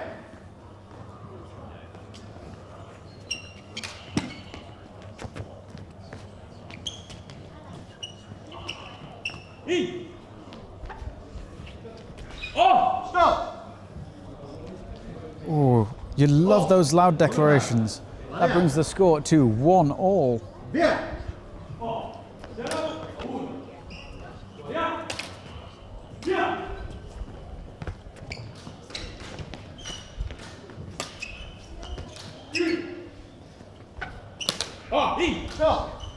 Ooh, very quick strike.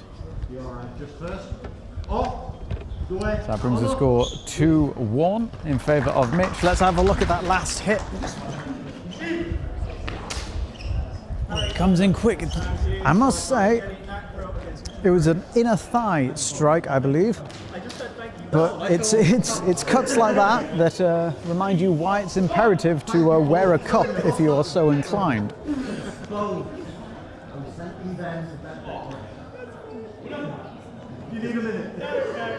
So we're just about to start off in this next round. I'm not quite sure. The refs are having a little laugh amongst themselves. I'm not privy to the joke.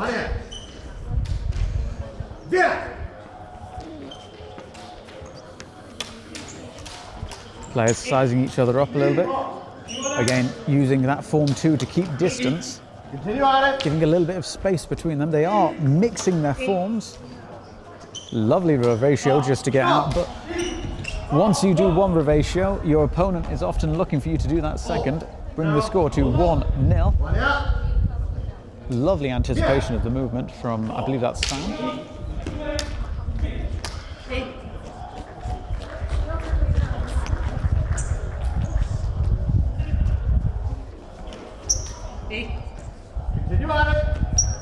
So one of the nice things that I always find with doing a rotation, or as a layperson might call it, a spin, is that if you're doing it in a lateral movement away from your opponent, it does actually help you get away and remove your blade from in front of you, allowing you to very quickly come back into an attacking motion. That was very nicely sniped on the hands there to get an E on Sam. Now, if you are doing a rotation properly, as we just saw there with the green, he is keeping that guard behind him as he does the rotation, which does two things. One, it stops him from being struck, but it also means that he is removing his guard in case he gets an E on his hands as he is going for an attack. That brings the score to 2-1. Very fast play, lovely to see. Sorry, my hands completely stopped working.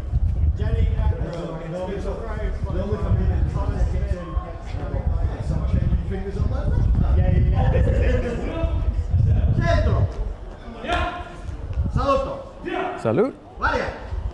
It's always polite to bow before trying to strike someone with a big glow stick.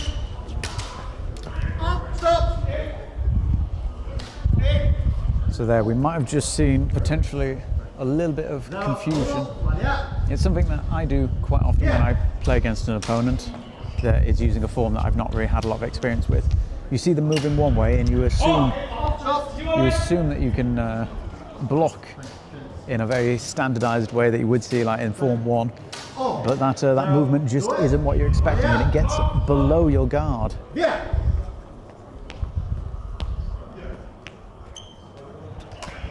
Lovely reversio from Mitch. I believe that brings the score to 2-0 in favour of Mitch. The previous point being a doppio, which means only 2 points were played. Just a very simple reversio. I love the way that it works. They come in. He sees the step. He blocks the levante coming for his head and does a very quick reversio as a riposte.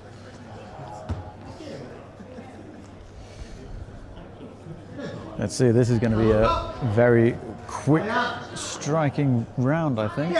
Both players like their speed. Ooh, again we're seeing gravatios used very well, utilizing them beautifully. Ooh, but we are getting a card. So that was a white card warning for a misdeclaration of an E on the hilt. However, it didn't affect the end play, so the point still stands.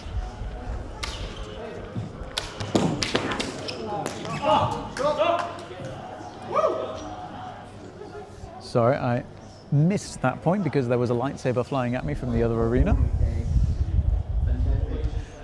I tell you what, I need danger money.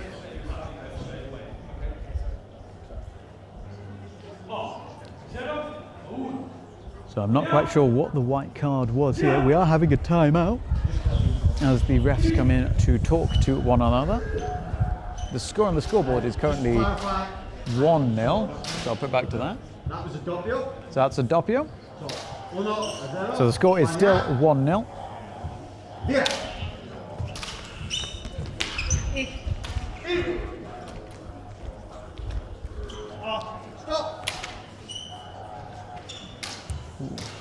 So that was on the opposite side of the arena from me, so it's a bit difficult to see. But that does bring the score to 2-0. Let's see, did this camera catch how that hit? So it looks like that was just a rising cut to the leg, possibly in a thigh again. I tell you what, my instructor is going to tell me off later for forgetting all the names of the different cuts. Beautiful footwork. A double E. And following an E to an O. It's what you want to see. Both players circling each other almost. Where they're starting on opposite sides of the arena and moving almost the entire 360. So that is a point, bringing the score to 1-1.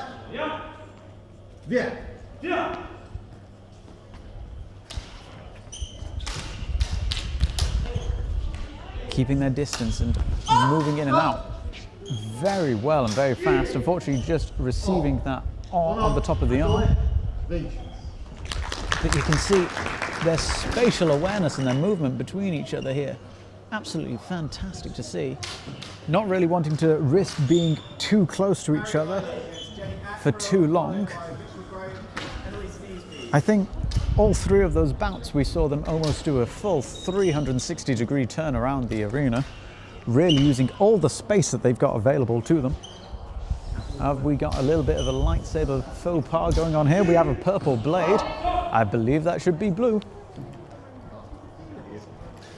Giving it to our resident lightsaber expert, Bruce. I believe he has checked and made sure all of the sabers are competition ready and legal before coming in. There we go, they're happy with it now. There's the salute. Oh, let's reset the score.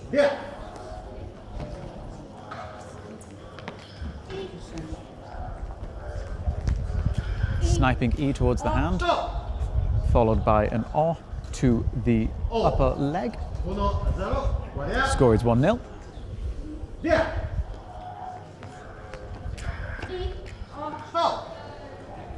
One of the difficult things about being a Form 1 practitioner is you're taught not to actively look for the E hits on the hands. You can passively do it by leaving your guard forward, but it does mean when you're coming up against some more advanced forms that you are a little bit of a disadvantage because you're not actively aiming to snipe the hands, which they are. They'll snipe at your hands and then they will follow up with a strike towards your torso to get that point. So I think you can see here, he goes straight in for a hand snipe. Little tap on the hand, follow in, strike to the leg.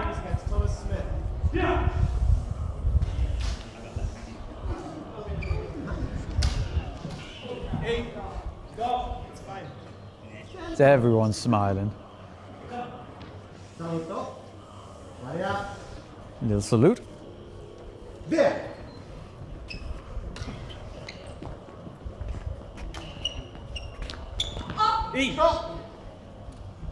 So there was an art and an E, but I believe the art was very much... No, it has been called a nullo. So that means that the E happened before the R, so no point has been given. They are going to be able to replay the point.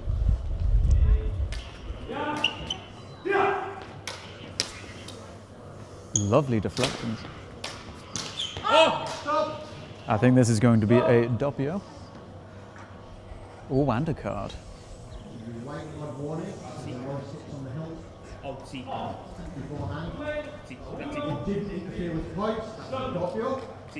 So that was a white card, I think, for a misdeclaration. Yeah. It does happen from time to time. So we have another RE situation, but was one before the other. That brings a point to Mitch, which brings the score to 1-0.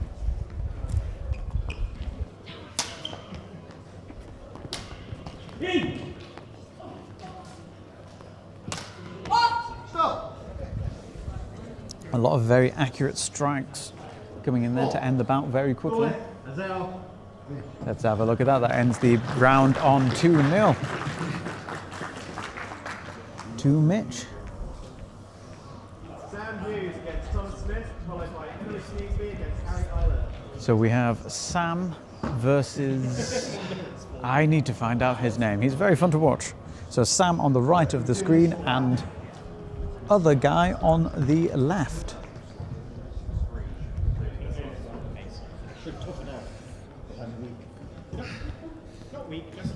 Ooh. So at this point in the day, we're all looking for a little bit of lunch. Trying to figure out, after the next couple of rounds, we do have a little bit of a break where you have a chance to go get some lunch, we have a chance to get some lunch.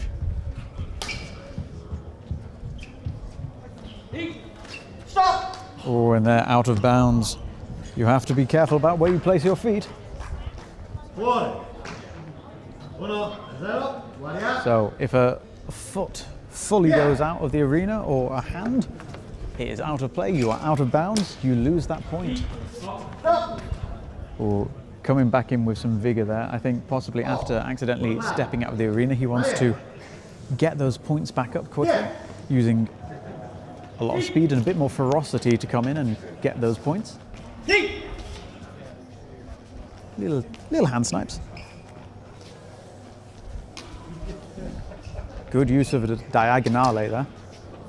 That's coming in from above at a diagonal angle. I think, did he catch the blade at the end there? I believe that's going to be 2-1. Actually, so I think the R happened, and then a second strike came in, and he just used his hand just to flip the blade away a little bit. You know, sometimes if you don't need to take the hit, you know, once you know that you've been hit anyway, there's no harm in just batting it away slightly.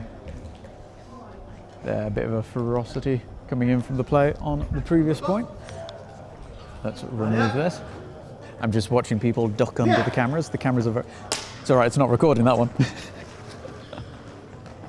Oh, lovely attempted rotation, but again with a good bit of situational awareness.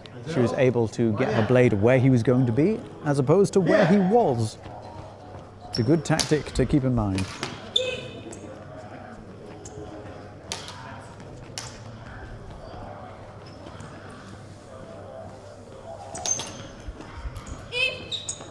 Again, I've got to say, I absolutely love her footwork. You can see the distance she covers. Once she gets that E hit on her, she's able to remove herself from the situation so quickly. So it looks like that was a doppio. So there were 2 strikes coming in there. So possibly just need a moment to catch breath. She does look like she's all right. She is standing and she is just regaining her breath. I believe there's possible slight asthma issue, but she is doing all right. We're making sure that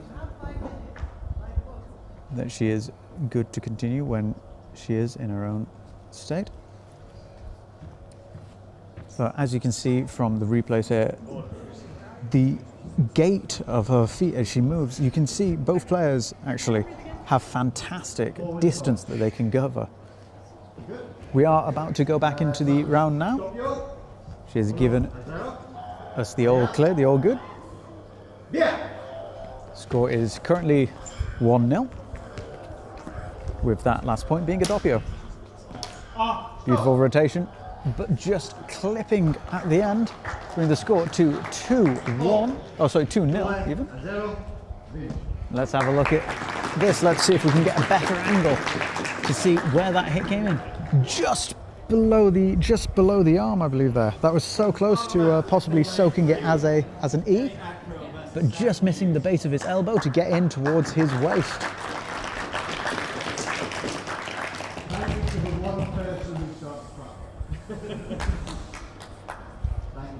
I'm not quite sure what the clapping was there.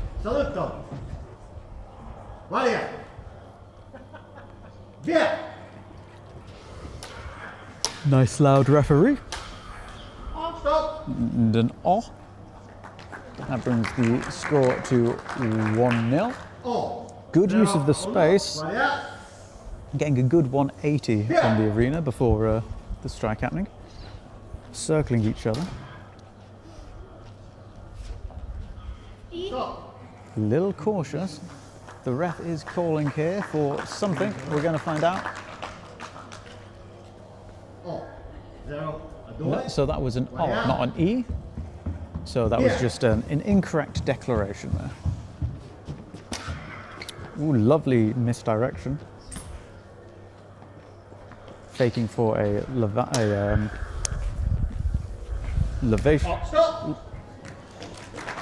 Oh, I need to learn Italian. So I believe that's a point coming in. Bringing the score to 2-1. Again, just a ratio. Ooh, that's interesting.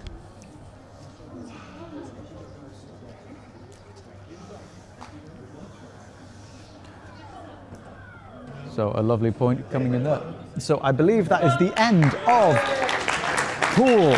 Oh, so the end of pool play, I believe. So we are going to be going into. How long do you want? 5 minutes? For what? 5 minutes? What? So that was the end of pool play. Okay, just so the officials can have a little bit of a breather, and then we're going to crack round. So I believe that's the end of pool play. We are going to have a 5-minute break now before we go into the first knockout phases of the tournament. Now, this changes slightly as we go in. No, I don't believe it has changed. It is still sort of like you get the best of 3. And whoever wins goes on to the next round. Whoever loses gets knocked out. So we're going to be going into those rounds. I believe that would be the round of 32 potentially. We're going to have about 5 minutes now as the officials figure out who's going to be playing where, who's playing against whom, and we will be back very shortly. So now is the time to go to the toilet, go get yourself a slice of cake, a cup of tea, a biscuit if you want. If you want to really push the boat out, you can have a sandwich, that's always fun. But we'll be back in about 5 minutes with the remainder of, well, so not the remainder, we're with the first knockout stages.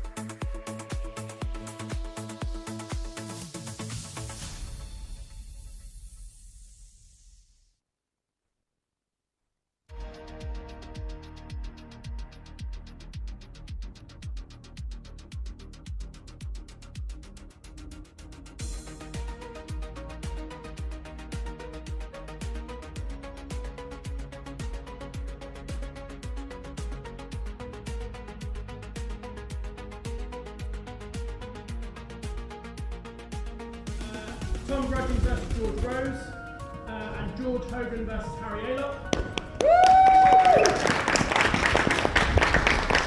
On Arena B will be Emily Sneesby versus Alex Sumner, Craig College versus Jenny Ackrell, Ben versus Pippa, and Neil Hamilton versus Edgar.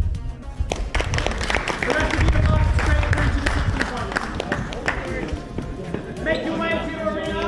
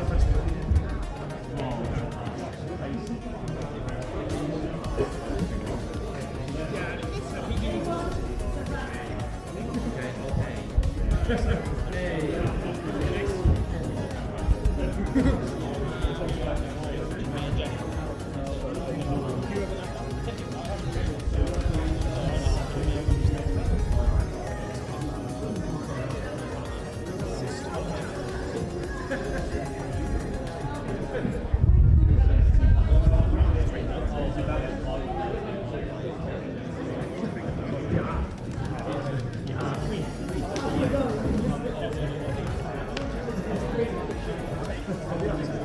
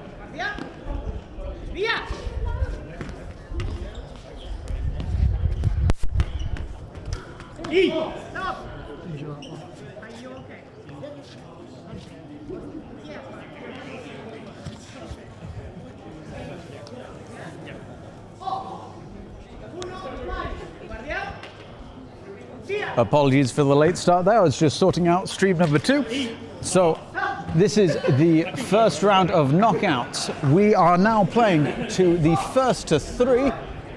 The score is currently 2-1. If you lose your bout, you are knocked out of the competition, and that looks like that's going to be the first knockout that we are seeing today, with a 3-1 bout.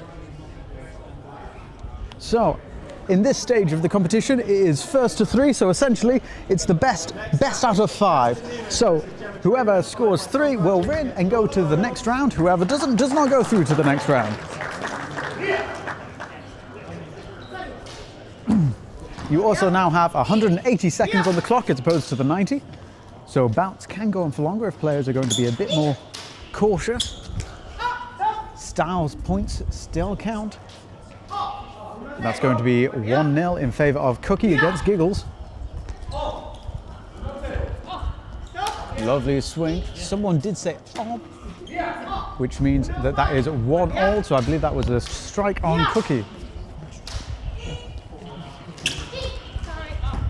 Wonderful E to off, using the full length of her saber staff. So again, remember, in LudoSports, you are able to pick your weapon between the long saber, which is the classic, you know, the one that I like, the double saber or saber staff, which is what Cookie is currently using, or you can also use double daggers, which are slightly shorter blades, but you get 2 of them. Beautiful change in distance as Cookie uses the full length of her hilt to take that strike to the center, getting her the point that's going to put her through to the next round. Score 3-1. Giggles eliminated. Beautiful work. We are storming through these first round of eliminations. Saluto, this looks like we're going to have 2 players coming in with Form 2. Oh no, I'm wrong. We're going for a Form 2 with the Tan and a Form 3, I think, for the player in yellow. Now we're both on Form 2. Well, just as I said that, he changes back to Form 3. But we have a strike there coming in, which brings the score to 1-0. Remember, it is first to 3.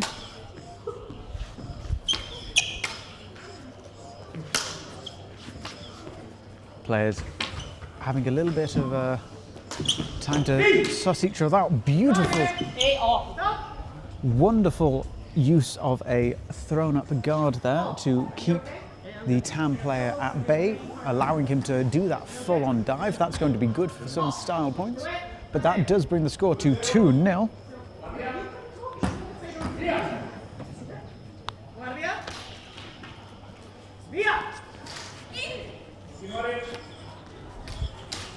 So remember, even at this stage, getting style points is still going to do very well for you in the end. That's the final blow of this round, though, it looks like. No, that is a doppio, I believe, so no point is given. Our yellow player has a reprieve and a chance to come back into, and it looks like he's very much jumped on that opportunity to get his first point of the bout, bring the score to 2-1.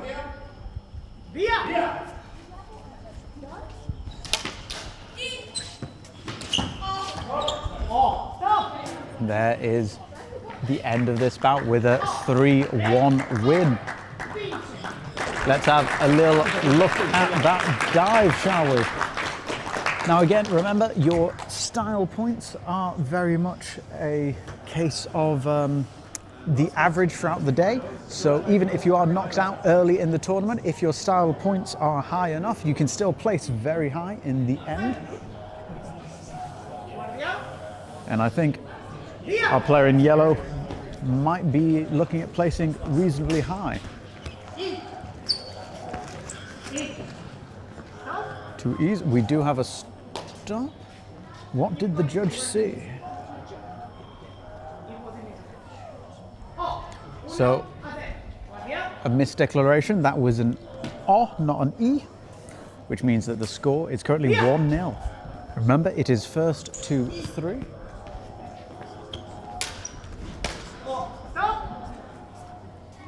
Very fast play there.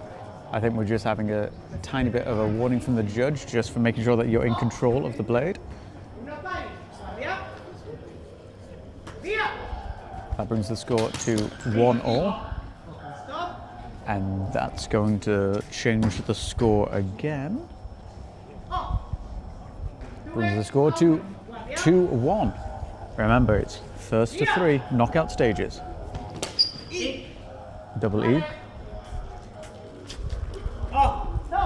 Ooh. Just the slightest tap there, getting that third point. Let's have a little look at this last point. Very quick play. Bring the score to 3-1. Just the ever so slightest tap. Let's have a look again as we come in, and I think just not holding his guard far enough away to stop that strike from coming in. Oh, I love you. So I was just handed a drink. I wasn't saying that I love you on the stream. I was saying thank you to Timur, my big friend, for bringing me a drink. And I loves you for it. I forgot I was on mic for a moment. We are just having a slight break at the moment as both arenas are waiting to catch up on one another. There is a slight issue with, I believe, an issue with asthma on arena number 2. They are all right. They do have the first aiders with them and they are responsive. We are just waiting at the moment for the arenas to catch up on one another.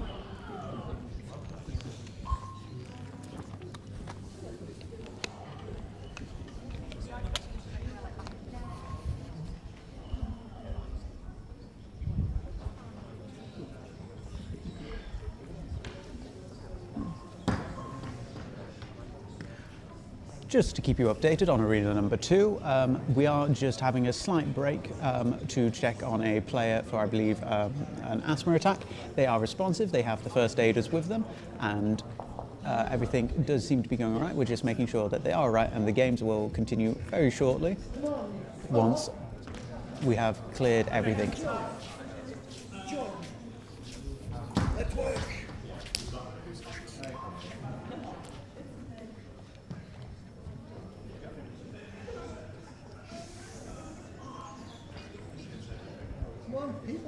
We only bite on special occasions. Oh, I love a pretzel. Thank you very much. A mini pretzel? Thank you very much. Do you want to commentate with me? Timur's running away as he had the opportunity to commentate with me.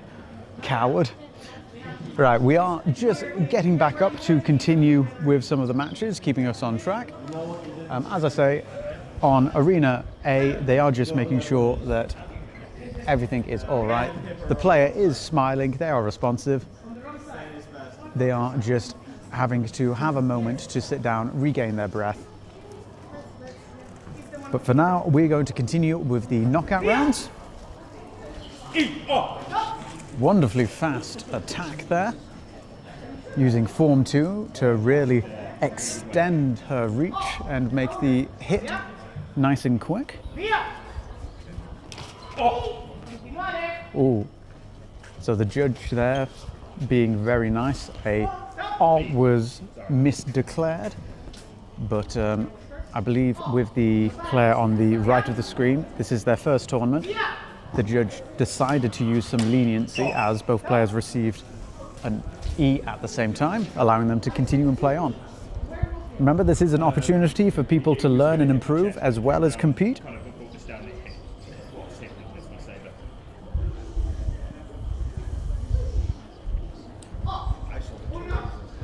So that's 1-all.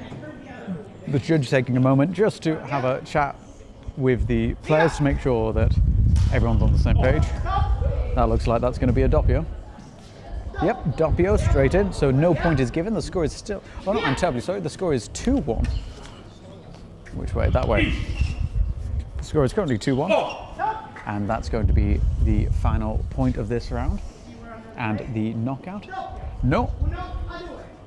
That was another doppio because of a hanging guard. So essentially the lightsaber was above the head of the player who made the strike, which means that the saber would have fallen on them and they would have both been hit. But that is the final hit there, bringing the score to 3-1. Let's have a look at this hanging guard. Is this the one where the blade is above her head?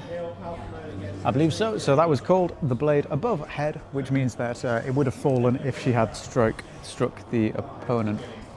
Thank you very much. I now have a pretzel. Delivery. What flavour are those? I love the point that it's lovely. okay to do that. Figured I should have asked that before I put it in my mouth. Thank you very much.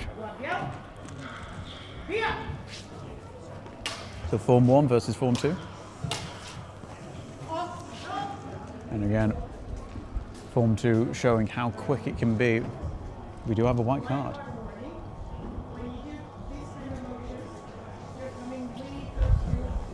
So this is a warning. Basically, when this player was doing a couple of flourishes, we might be able to see it here, he was bringing the point of the blade across the torso of his opponent. So again, in LudoSport, you don't want the tip of your blade really to be on target of your opponent.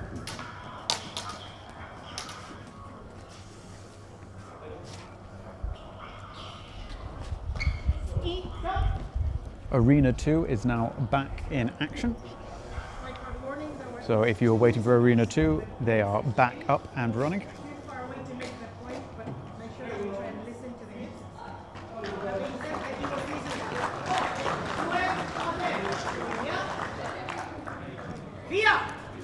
And here we go.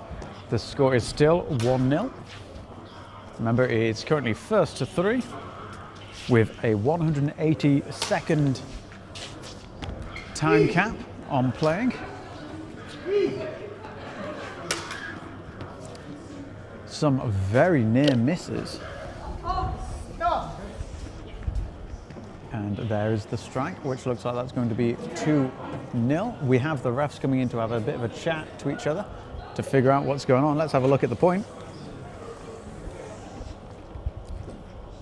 So from this point, it does look like it might have just been a very clean strike.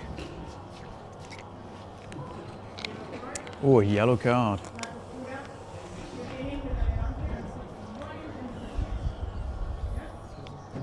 So, yellow card means that he loses a point, so that is 2-1.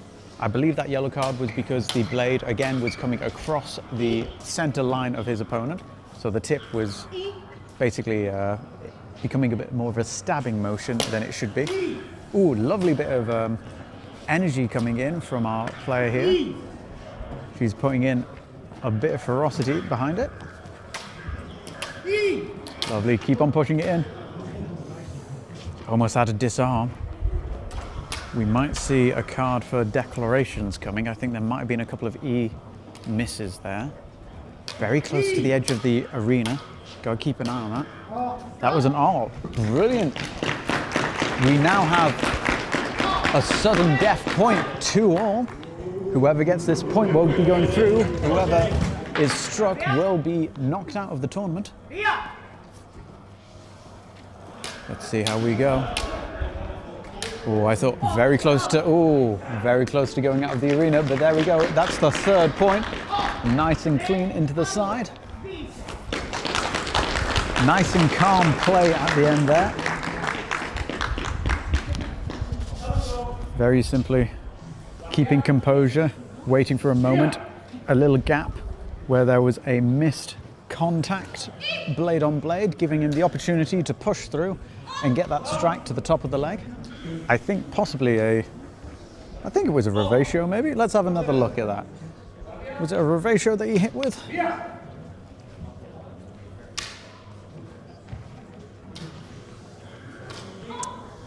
I'm not sure, he might be a Form 2 practitioner and I just don't know the Form 2 well enough. For me, it looks like it was an attempted Form 1 revatio, but maybe not the most textbook positioning of it, but it did the job. He waited until he had the opportunity.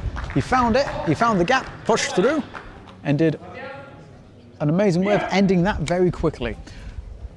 Right, we're going to be back very shortly with the next round of knockouts. Arena 2 is still in play currently at the moment, so I'm going to put on a little bit of filler for you, and we'll be back in probably about 5 minutes, so enough time to run to the toilet.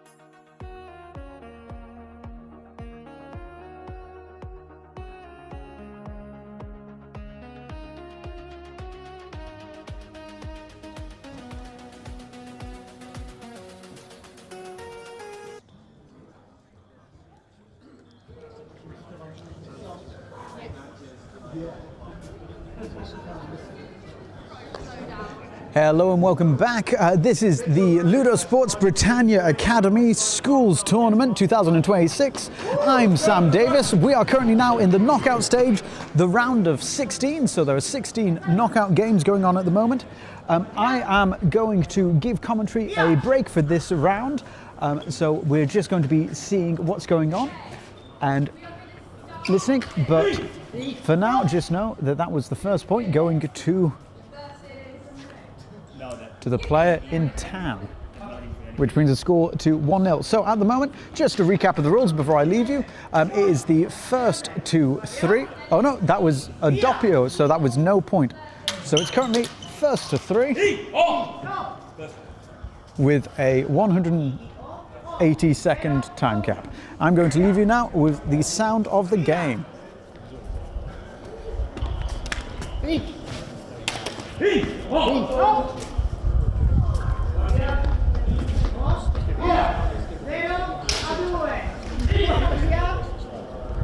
Via!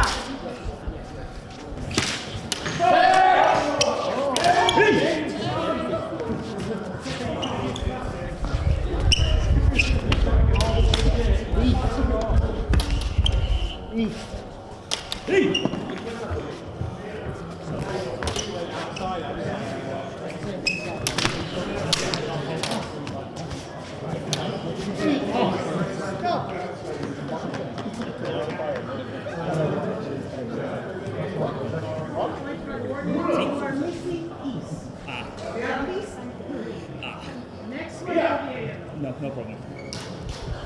Now set. Oh. 1 a 2. Guardia. Oh. Via. Via. Oh! Stop.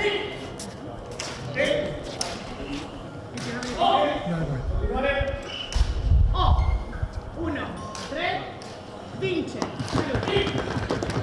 Well done, mate.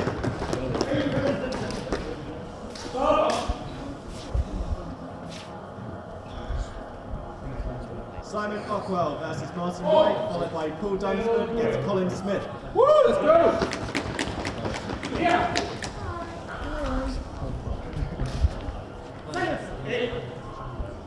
Guardia. Via.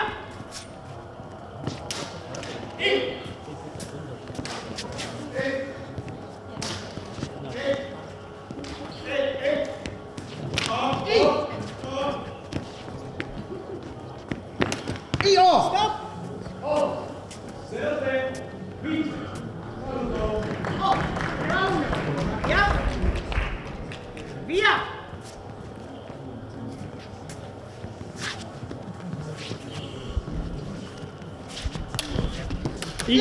Stop! So, the E was in Missouri. Oh! Stop!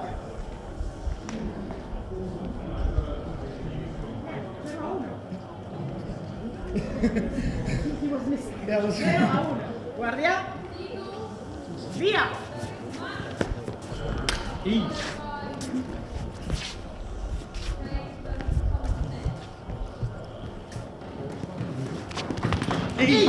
Stop.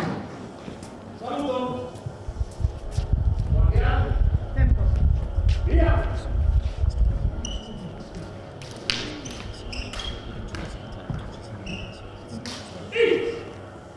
So, what's going on is he hits you on the E, upwards, and that's what's catching him on the E. Okay. Okay, so he misura O. 0 a 2. Guardia. Via! Via!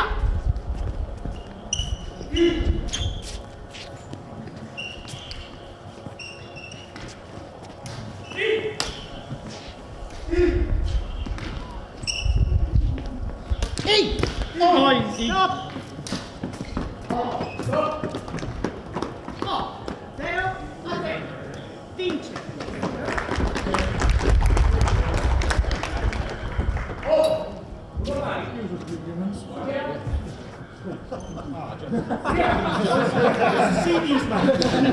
Dunsford versus Colin Smith. Followed by Kirsten Newman against Both of you. Remember, you're in a LudoSport tournament. Now, are we allowed to simplify? Excellent. Later, get to the home. Salute. Guardia. Via.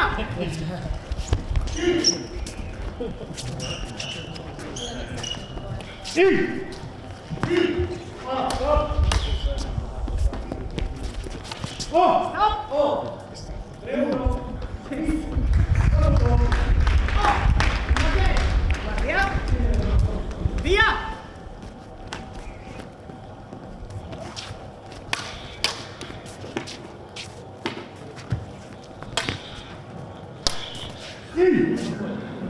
Ignore. Stop.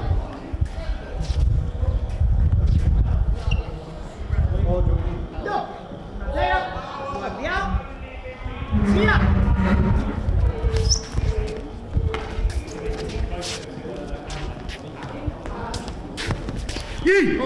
Continuare. Due a 0.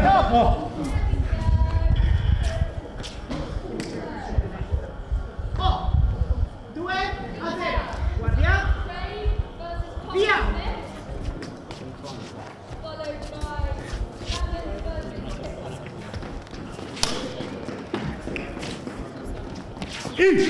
Stop. 3 a 0. Vince.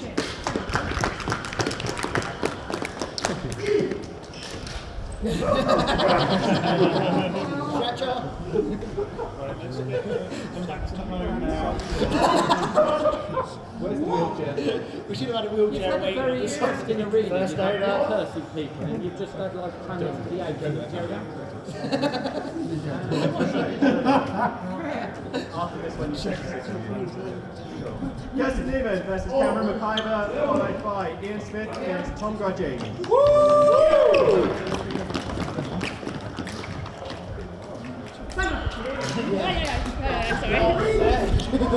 Guardia. Via.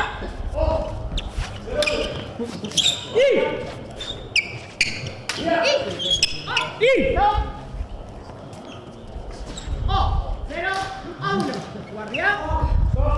Via. Continuare. Stop. 1 pari. Guardia. Via.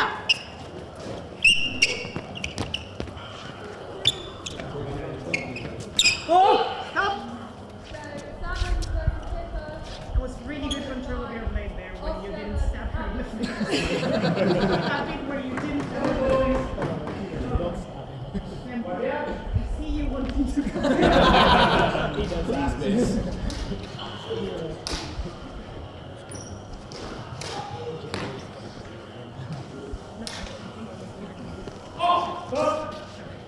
It was E and O on you first. Due a 1. Guardia. Via. Stop. You think that's gonna be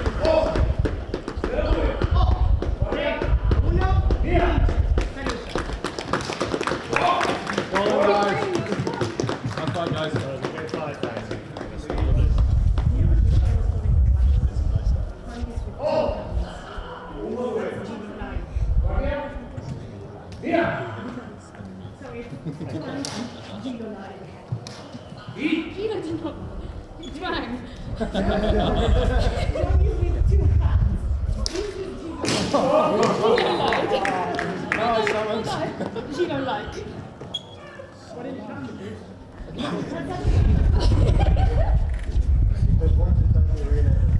William, we're swapping around.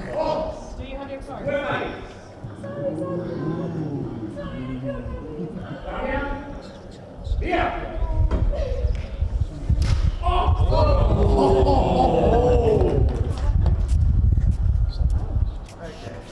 Ian Smith versus Tom Grudging, followed by Sam Hughes against against Danny B. Behave. Is that me? Yes.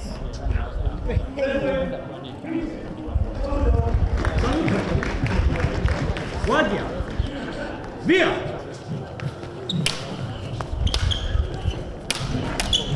E oh! Stop! Oh, 1-0. Guardia. Via. Oh! Stop! Oh, 2-0. Guardia. Via.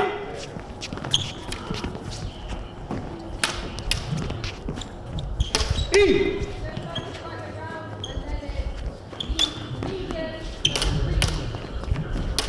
E. Oh! Stop!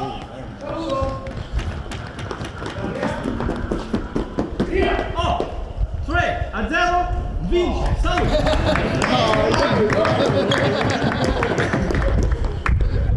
Only 3 more.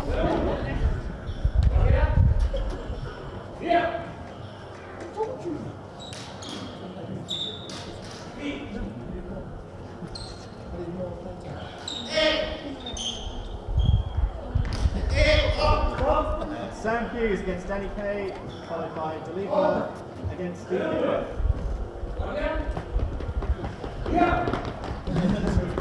Saluto. Guardia. Via.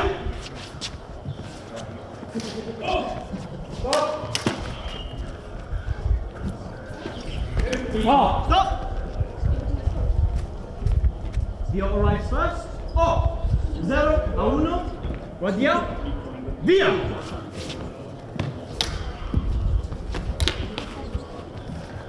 E. Signore. E. Oh, stop.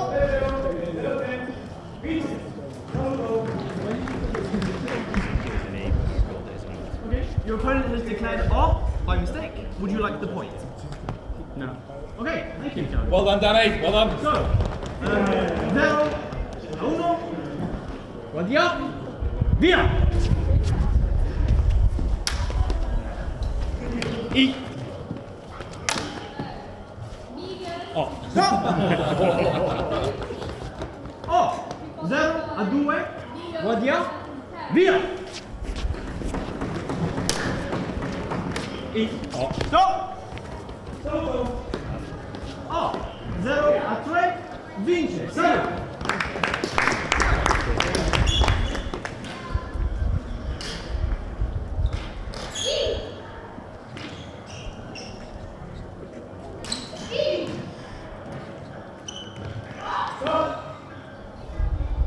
Dalipa against Steve. By George Hogan against Chloe Wilson. Saluto. Guardia. Via. E. Oh. Stop. Via. Oh. 0-1. Guardia. Via. E.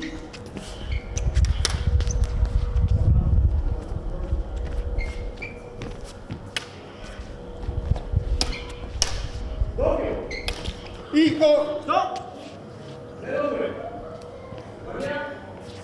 Via. Oh. Uno pari. Guardia. Via. Stop. Oh. 1-2. Guardia. Via.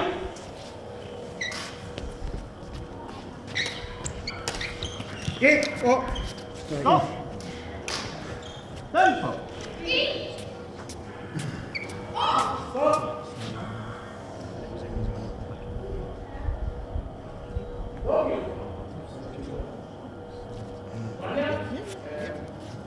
Should leave a light card warning if that decoration is a little bit too slow. Okay, so just make them quicker before you come back. Nulla! 1-2. Guardia, via! Oh!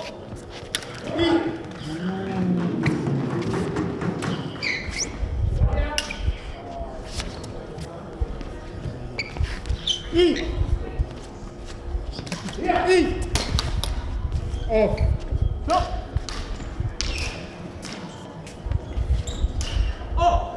due pari. Guardiamo. Via. Oh. Stop. 3-2, vince.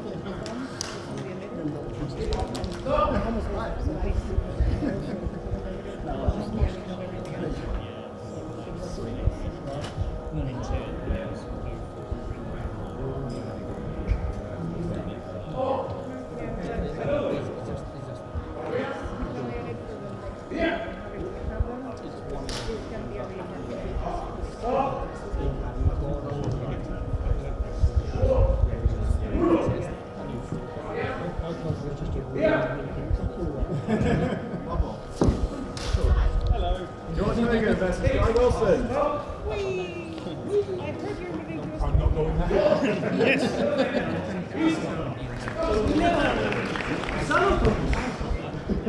Guardiamo. Via. Oh. Stop. Zero right first. Oh. 1-0. Guardiamo. Via. Stop. Oh. 1 pari. Guardiamo. Via.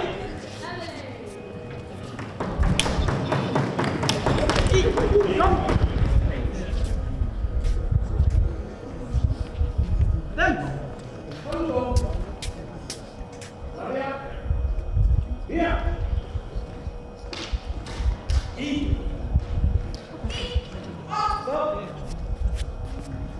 I'm just going to give the white card warning just for your lines of attack. Sometimes they're coming a little bit too direct. Okay? Have the orders first. So, 1-2.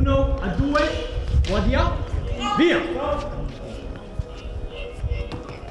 Oh. Stop. Did you feel that you were coming just as you rolled, or just after? After you struck? I think it was same time, but I don't know. I'm going to give it the number.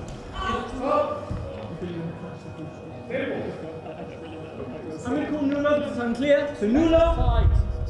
1-2. Guardiamo. Via. Oh. Stop. Doppio. 1-2. Guardiamo. Via. Oh. Stop.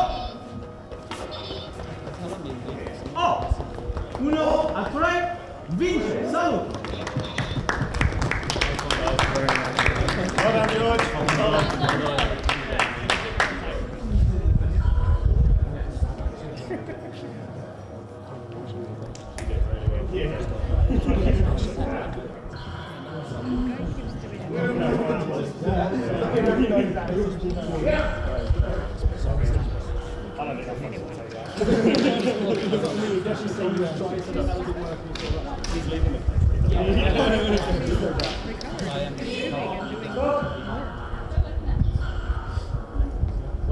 Very solid guard.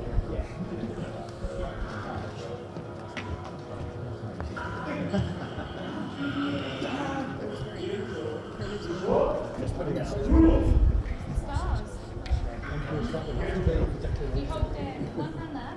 Hold one hand there. One hand here. I think Step back.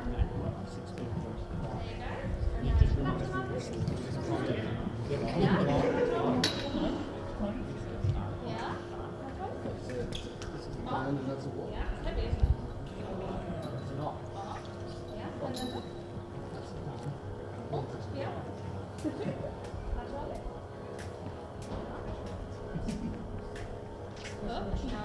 That's going to be a official. You've got official. Sorry, working on muscles. Here.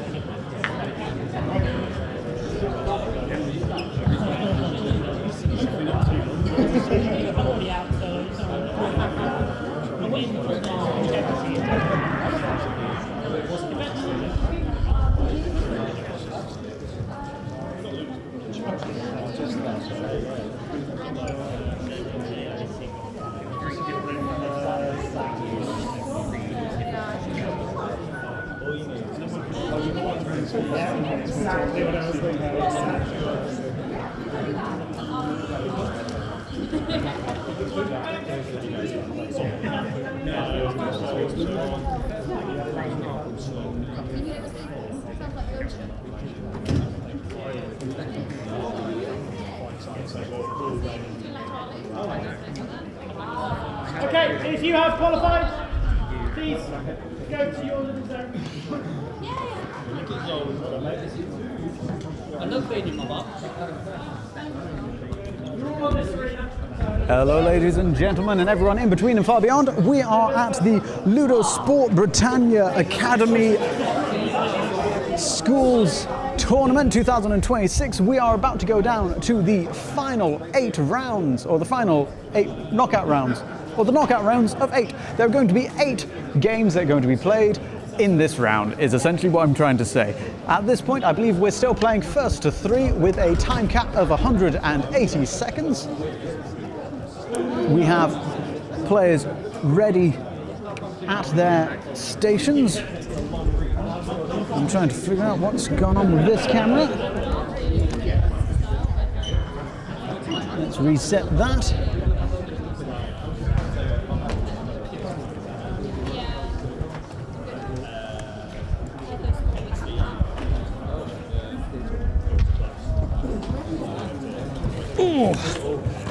So just, you're going to hear a lot of me grunting and groaning as I'm just replacing the battery for the remote control camera. It should only take a moment, in theory, and then we'll get that back set up so that we've got full coverage for you.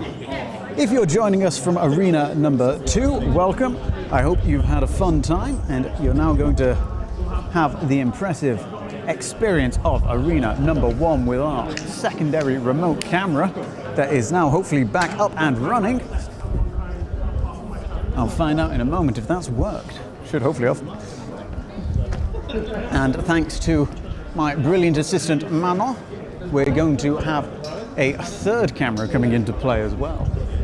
Let's see how this works. And we do have our secondary camera back. There it is. Lovely. I think with this camera, if we bring this down, it's air cushioned, so in theory, I can let go and it'll do that. Yeah, there we go. Right, so we're going into the round of 8 knockout stages. We're going to set up a extra camera because we now only have one arena playing. So if we put this camera here, and if I take this, in theory, how far do I have? Ooh, I don't have as far as I thought I had. Right, I'm going to move this over here. Okay, let's go.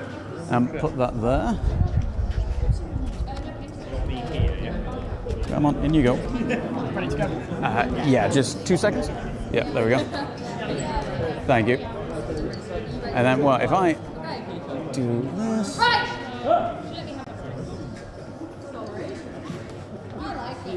There we go. In theory, we've got another camera set up there. And then that means, Manon, it can go roving if you want. Do we now have Amanda? And Kirsten Newman. So we have Kirsten Newman and... Oh no, that's for the next rounds. For this round, we have 2 other people. So at the moment, it is first 2-3, all best of 5, depending on how you want to say it. It's all right, you can't see. You can stand as close as you need to. So we have all the judges for this now because we only have the one arena. So we are getting closer towards the finals. With the round of 8 commencing. 2 players going in with Form 2, both using the one-handed style.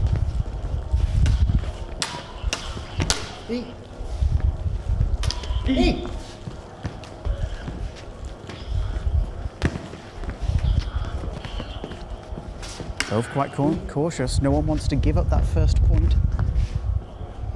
This might eat into their style points a little bit. Ooh, beautiful work.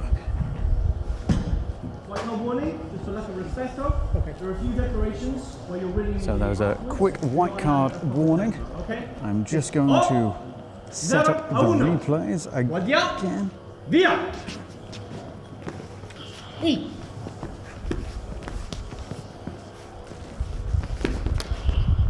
So that is currently 1-0. Ooh, being pushed quite close to the edge. And stopping just before going out, but the odd did come in, which brings the score to 1-1.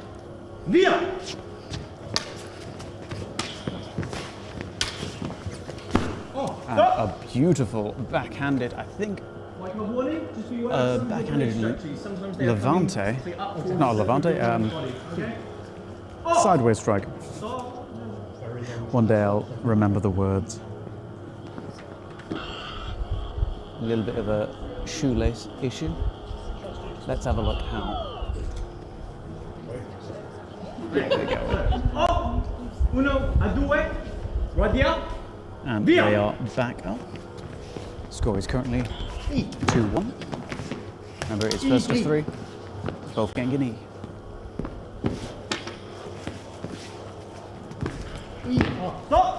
Wonderful work. Ending that on 3-1. Bringing the score 3-1. First knockout of the round of 8. And first promotion. And now it looks like we have Paul versus Cookie. This is going to be a very fast-paced, hand-snipey, spinny, moving around the ringy game.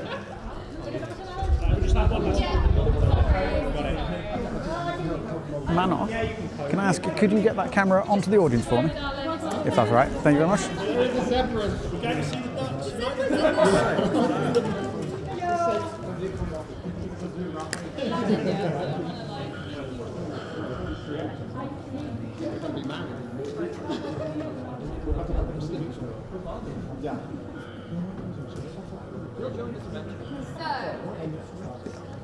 Paul versus Kirsten, followed by...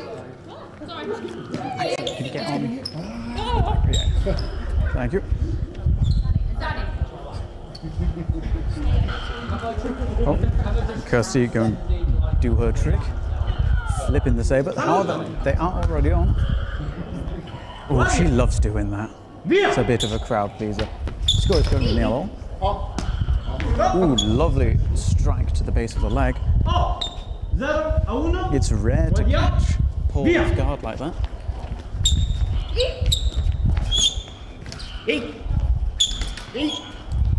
Playing very close to the edge. Lovely work by both of them. I think Paul just getting in below Cookie's guard. Bring the score to 1-1. Ooh, that was so quick, I didn't actually see it. We're having a discussion from the judges. Let's see what we see on the replay. So coming in, it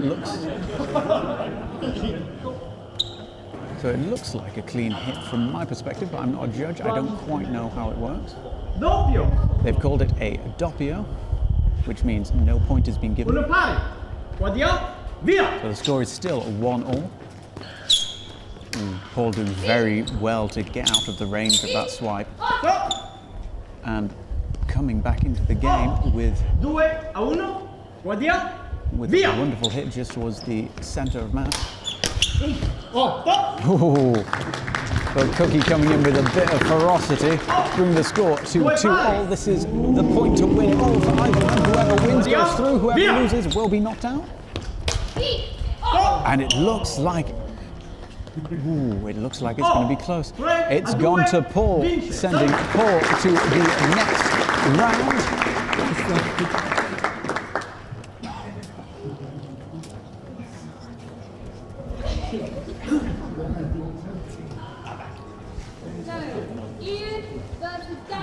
At some point I'll figure out how these work. Followed by Dill versus Guy. Which one of these two do you want us to clarify?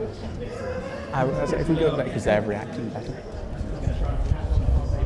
Getting a bigger reaction from that.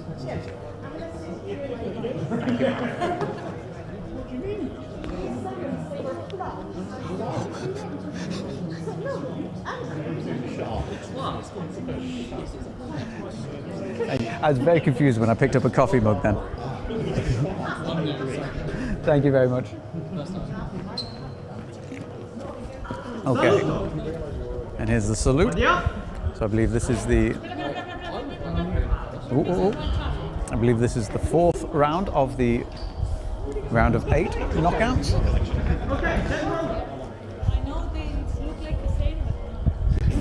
Well, I've just noticed that the scoreboard might not have been live for you. I'm terribly sorry about that.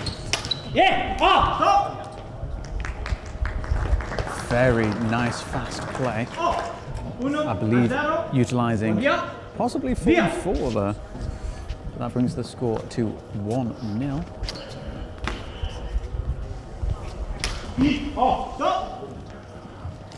Wonderful snipe at the hands and follow link the action to make sure that he got that hit at that point, bring the score 1-1.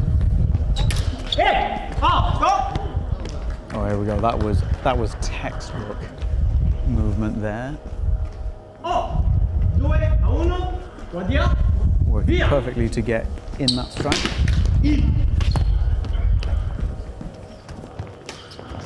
Oh, that was pretty.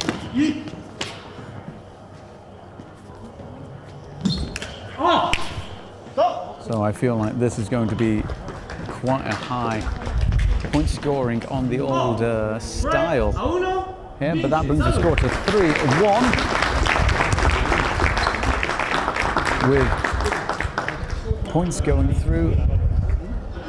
That didn't make sense. I'm terribly sorry. I'm a little bit tired. That brings 3-1.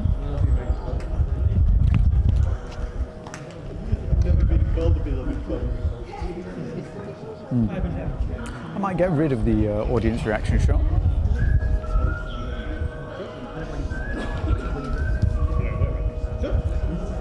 And as we get ready for the next bout,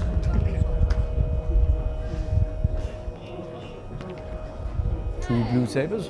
So, Bill versus Guy, followed by Tom Wilson versus Skippy. Now, both of these players I've seen performing incredibly well with their form too, so we're going to see if they take that. And it looks like they are going incredibly fast for that first point, 0-1. bringing the score to 1-0. Via. A little bit of change of pace as they've got two hands on the blade. Stop. I think that's going to be Tempo. possibly 2-1. Oh, sorry, 2-1. Possibly 2-0. But the refs are having a little bit of a discussion about it. Let's see, is there an issue here? What has gone wrong? All right. I think it might be a possible discussion on a missed declaration. Can you give a yellow card? There was multiple repeated missed E's as you engaged. They may have been on your... multiple missed E's during the engagement. Uno pari. So that means Via. that it is 1-1 with a yellow card coming in to give that point away. Stop. Not messing about there, going straight in to get that point back after losing it to a yellow card. Getting his lead back up. Guy, very, very fast player when he wants to be.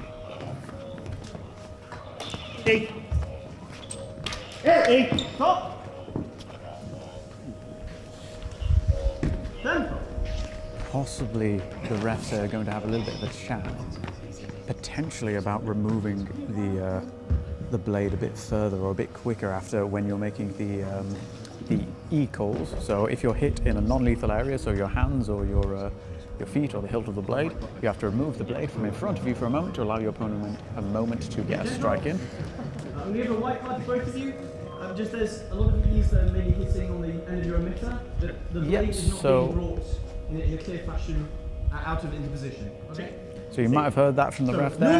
That was a white card of warning for both players, just making sure that they're declaring their hits when there is a strike on the end of the emitter or the hilt, and making sure that they remove the blade fully from in front of them. So this one's an interesting one. Let's have a look. How did this play out? You okay?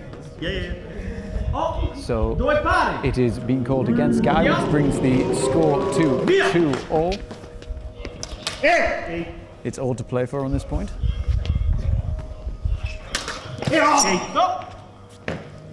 Ooh. Let's see how this goes. And that looks like that is 3-2 in favour of Guy, bringing the score, bringing the bout to an end.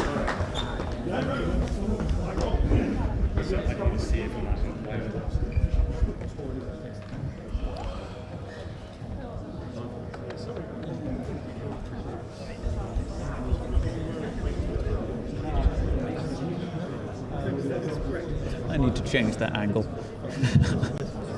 They're not looking too impressed at the sidelines, are they? Right, let's move that camera angle to something a bit more fun to watch.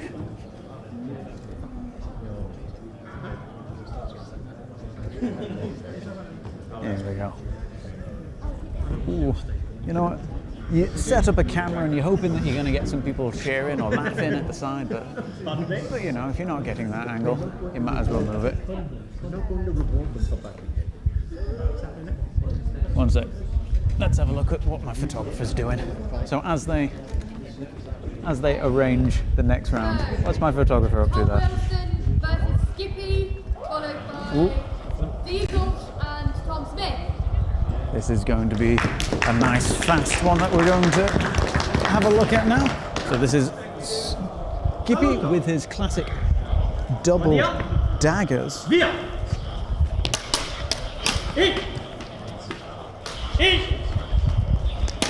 Put him up. Ooh, you love the sound of it. You know what? When you have a white card warning, please, as soon as I say stop, you stop. Okay? It may have been that you said at the same time, but I thought it was enough for me. I didn't hear it, I promise you. That's just a warning for making sure that you're listening to the refs. And there was another warning for making sure that you're getting ease. So it's very, very easy, especially when you've got two blades, to miss a couple of E's when they hit towards your emitters.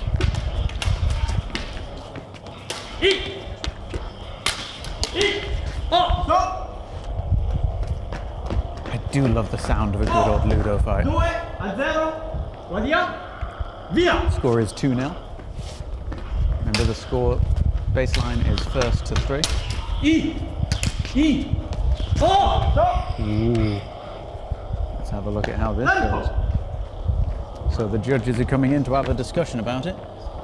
Let's see who got the hit first. Possibly a Skippy.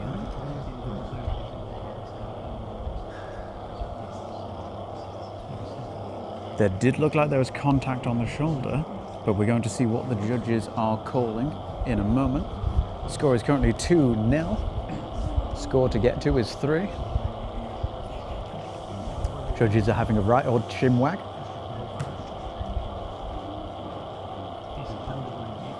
Ooh, the tension is killing me.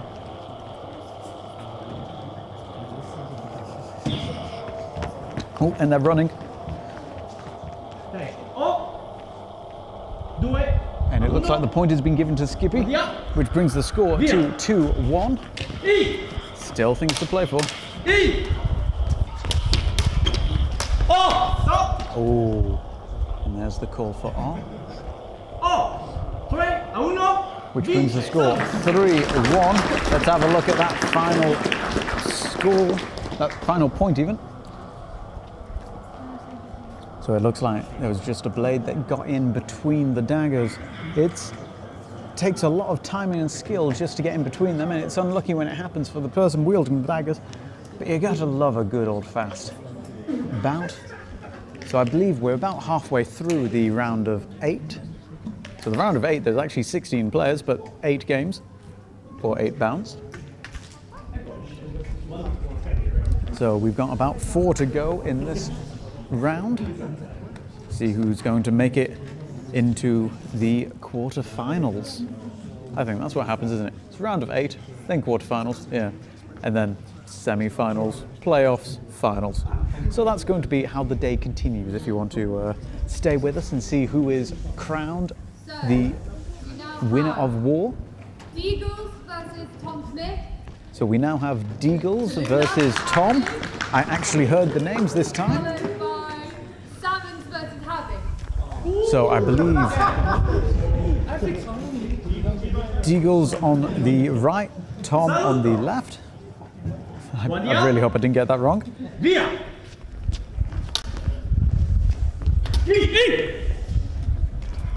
Both liking to keep the distance. Gotta be careful about getting towards the end of the ring, though.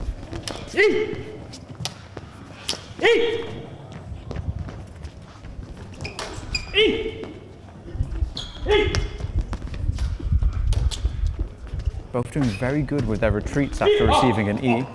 It looks like that was an R before continuing on. Okay. So you got and then you went for off, right?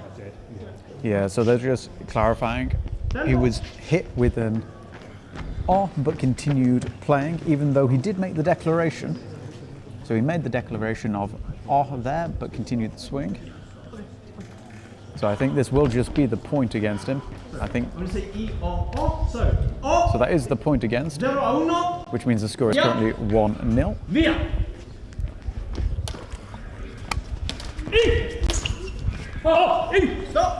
Ooh. This is going to come down to the refs, so that has just been called an R, which means that it is very nice and simple, 2-0.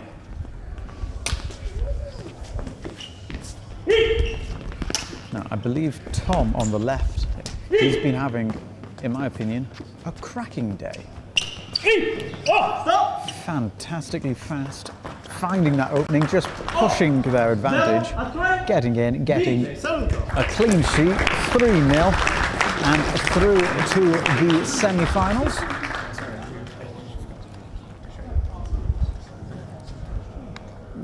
Possibly just a case of a bit of telegraphing there, as the blade was lifted too far behind his back there, giving Tom that opportunity just to get in and get that, what is that, a laterale to the side there. I keep on saying the word there. I do apologise for saying there a lot, but that's apparently my word of the day. Now we have Dan versus Javier. I was just getting confirmation there from Hannah there that I got the right names. That might be the first time today that I've got both players. So Dan in the yellow on the right, Javier on the left in the blue. And the score should be 0-0, not 3-0.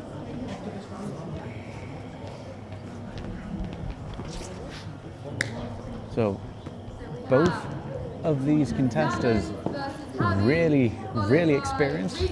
They're both no stranger to placing very highly in tournaments. It's a shame that they're meeting each other this early in the competition, to be honest with you.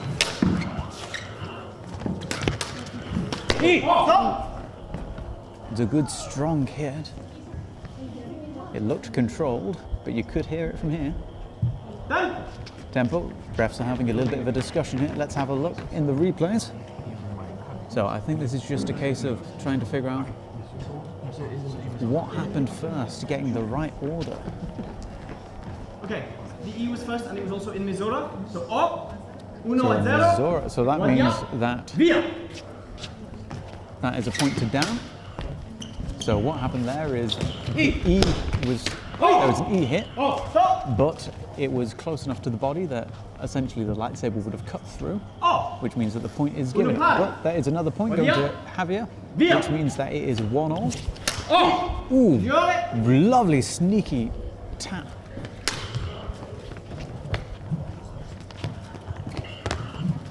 Oh.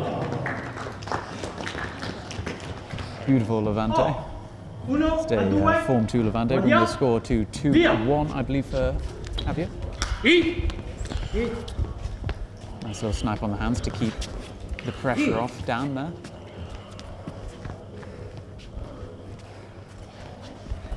You know, you love seeing the smile on both of these players as they come up against each other.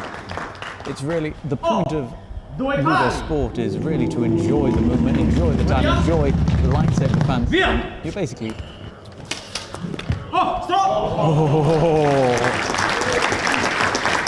You want to be playing with glow sticks like that, spinning it around, using your momentum. That was absolutely beautiful, wonderful to see. Misdirecting Javier's guard there. As you see, he's gone for a bit of a higher defense, thinking that the blade was going to be coming in from a diagonally, so a diagonal cut. He's gone to defend his upper arms, but Dan has gone for a low cut, spinning there. That's one of the advantages of being able to do a rotation that quick while moving with such a wide stride as Dan has. You're able to cover a lot of space, which means that not only are you hiding your intention of where your blade is and the height it is, but you're coming in at such a speed that you have to be on the defense if you're coming up against that, because otherwise you're going to get a doppio where you're both getting the hit at the exact same time. You're going to be losing opportunities there. You really have to play the mental game sometimes with that. Do you risk getting the doppio and both hitting at the same time and no one getting the point and then replaying it over and over? Or do you try and guard yourself so that you can guard and then get that point cleanly later? The issue with that is, against a player like Dan, you quite often do not get that second chance to get a clean hit later. You know what? I want to see that again. Let's have a look at this.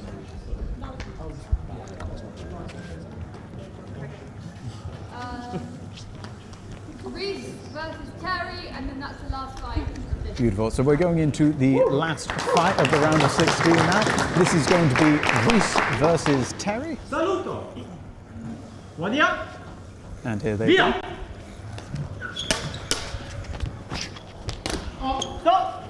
Absolutely wasting no time there, getting into the bout.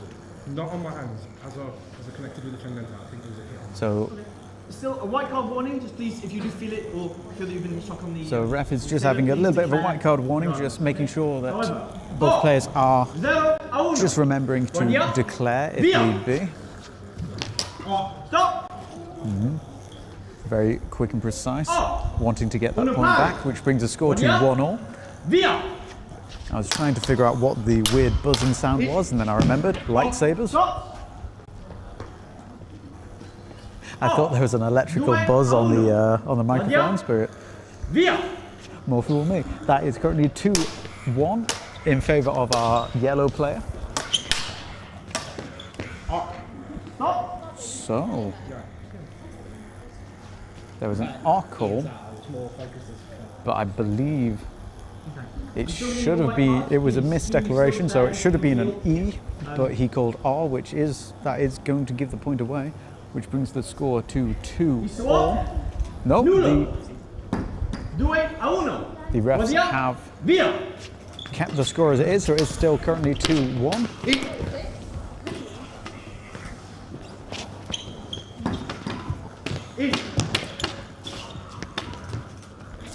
Playing a little more cautious now. Ooh, both going for a Levanto and pulling back at the last moment.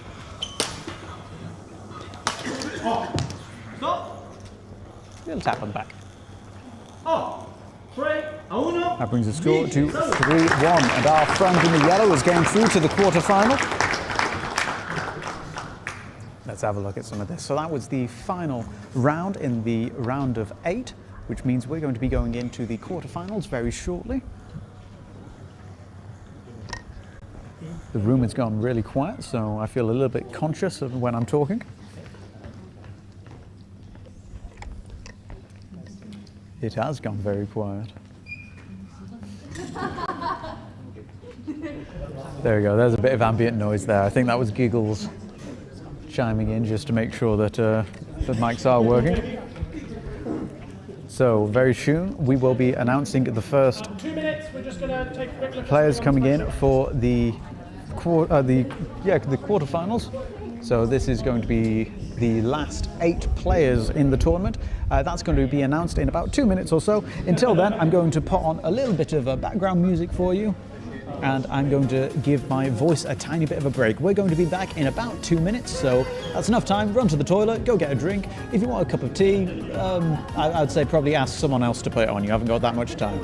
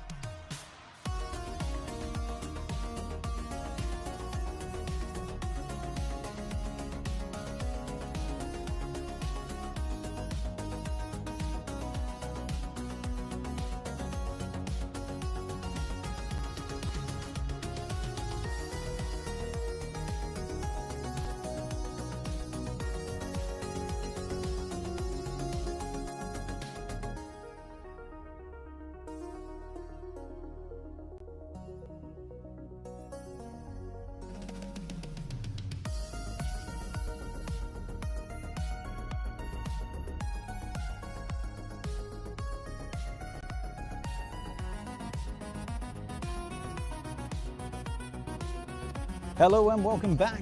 We are in the first round of the quarterfinals where we have Paul versus someone who's not Paul. Martin. We have Paul versus Martin. I should remember that. Martin has been in the Manchester school for quite a while, preparing to go to university in the coming year. I believe that's the first point to Paul.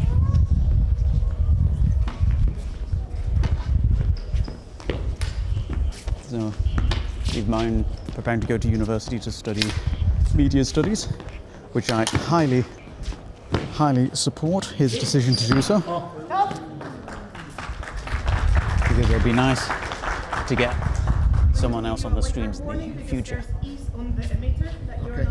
So that was a white card warning for Paul for missing declarations on the emitter. So he was being struck on the edge of the hilt of his lightsaber and missed a declaration. So that's just a little warning.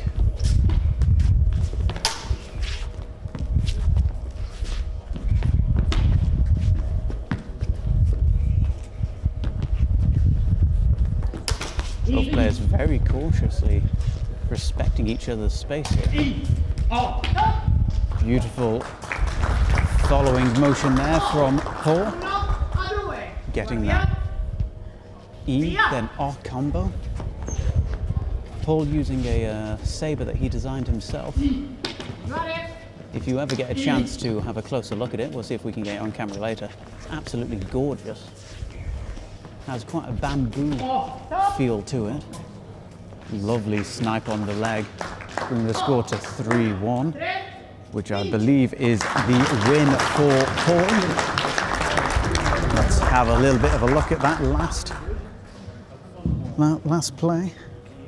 So very much, he just saw the opening, did a very quick revatio, getting that hit. I believe, was that a left-handed revatio? It is a left-handed revatio. It's a dangerous secret weapon that Paul is able to utilize in very quick situations like that. So now we have Guy versus Ian.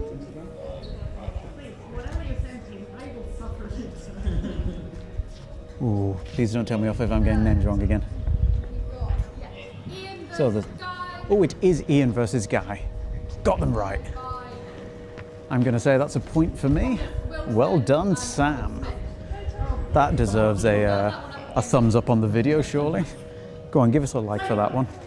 If you're feeling really generous, you can also give us a subscribe and a follow, either on social media, if you're watching us on Facebook, or on YouTube, if you're watching us there. Wonderful, wonderful little, well, both of them went for the attack, but it looks like Guy got in there first, getting the point, bringing the score to 1-0. Very, very quick to come back though, bringing the score back to 1-1.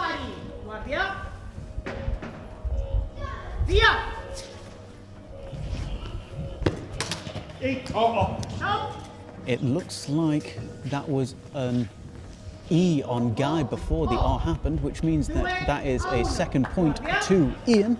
Score is 2-1. That was, you could see what he was thinking there, but I'm not sure it paid off. I think this might be a doppio. That is a doppio. Both players struck at the same time, meaning we're going to replay this point. And at this stage, it is first to 3.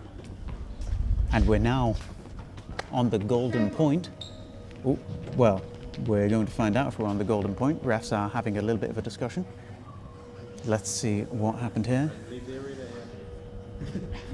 Ooh, it does look like Guy might have just pipped it. Does anyone want to claim it first? Refs are giving the players an opportunity to declare if they think a hit was made first. The point has been given to Guy, which brings it to golden point. 2-all is the score. Whoever gets this hit will be going through to the the semi-finals. These are the quarterfinals. Oh, and with a strike to the back, is that Ian going through to the semi-finals. Bring the score 3-2. It's the point that sends Ian through to the semi-finals, securing him the at minimum 4th place in the war track of the tournament. Lovely, getting an E on the hilt before Gareth could get in there to get an R strike, and then following it through to get the strike on the back, winning the point. And again, the arena has gone deathly quiet. Tom, but it is Wilson that side, Smith that side. So we have Battle of the Toms, Wilson and Smith. Wilson on the right, Smith on the left. Salmons versus Reese. So we have Battle of the Toms, followed by Battle of the Dans, I think. Guardia. Via.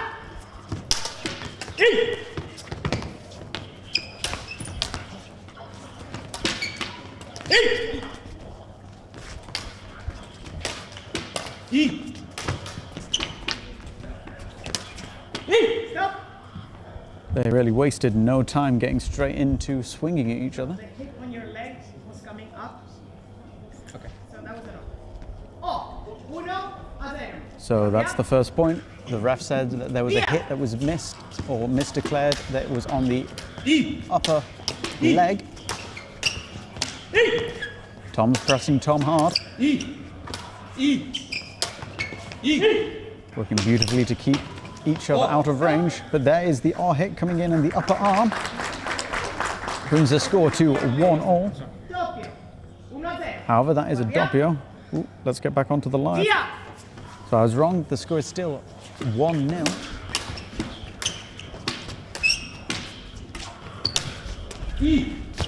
Oh, you could see what the plan was there, but unfortunately Tom could also see what Tom was going for, which brings the score to 2-0. Via.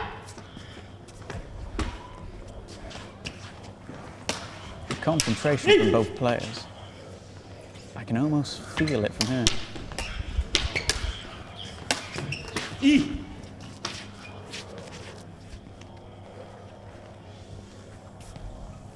Changing up of tempo. Both players using distraction tactics to try and get through. Wonderful hit by Tom on Tom, which brings the score to 2-1. The game is still all to play for. White card, both of you. Be careful with the lines that you're keeping with your sabers. You're coming up and down through the cigarette a lot. Okay? That being said, So you might have been able to hear that from the ref. That was a white card warning for both players. Via. Be mindful of the lines that they're keeping with the sabers. You don't want the point of your blade to be coming in at a stabbing motion on your opponent. Stop. Ooh, have we got another golden strike opportunity here? Duel. Body. We do, it's 2-2. Let's see how this plays out. Via.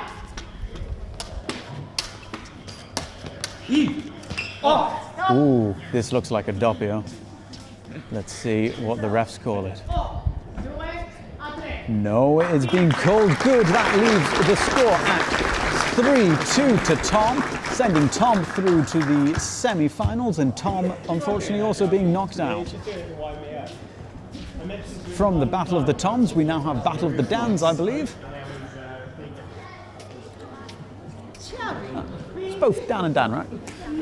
Reese. Oh, okay. I thought they were saying last names over here. Okay, I'm terribly sorry. It's Dan and Reese. So we have Dan on the right and Reese on the left of the screen for you. I would love it, please. Both players throughout the day really showing how good and how fast they are with their movements and how precise they can be. Dan really showing off their rotation, showing how fast they can spin and really change the direction of their attacks. So this is the last of the quarterfinals before we get into the semis. We're just waiting for the style judge to get in position. They were being very nice and not walking in front of my photographer. Now,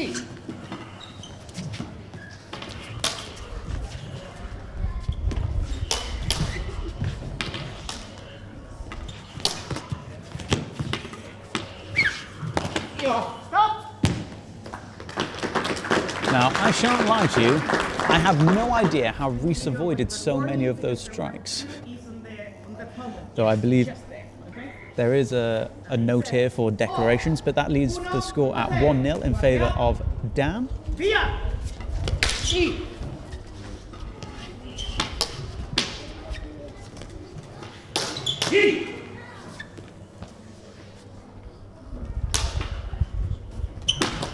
Ooh, lovely. Lovely use of a revatio and ducking underneath Dan's attack, bringing the score to 1-1. Was it? Or was it?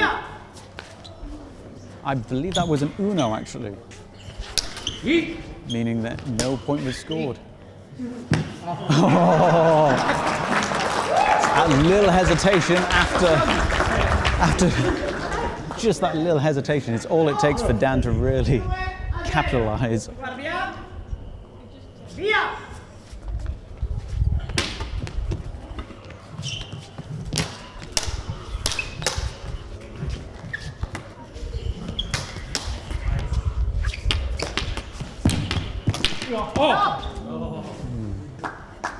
Let's see how this pans out. I'm not quite sure who made the hit first here. I know Dan vocally called the all.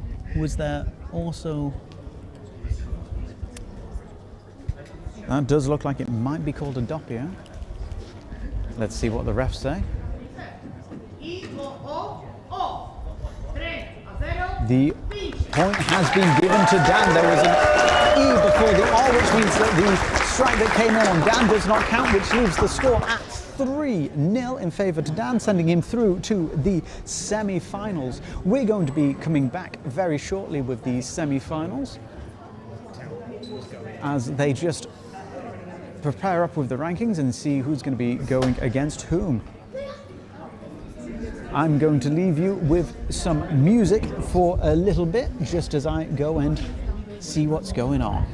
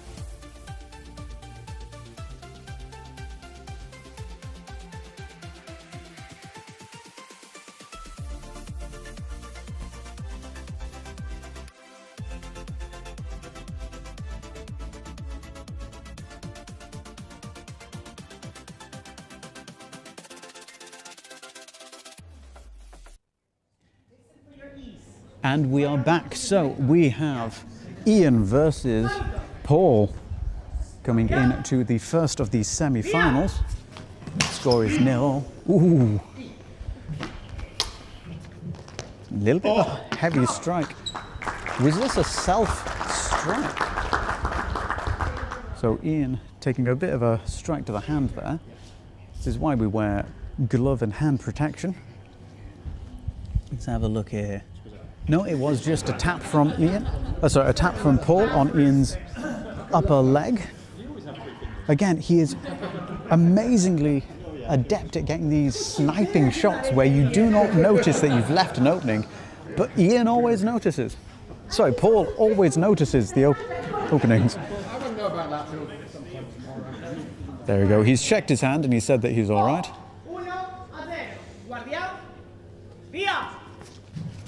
So I've noticed with Paul, he does change his guard from left hand to right hand quite regularly. I'm not sure if he's ambidextrous or if he's just taught himself how to do it, but there is a strike from Ian, bringing the score to 1-all. Oh, una party. I'm looking at you. Via. Our fantastic referee just making sure that everyone knows they still have their eyes on them. Very quick, again, a very quick strike from Paul. Via.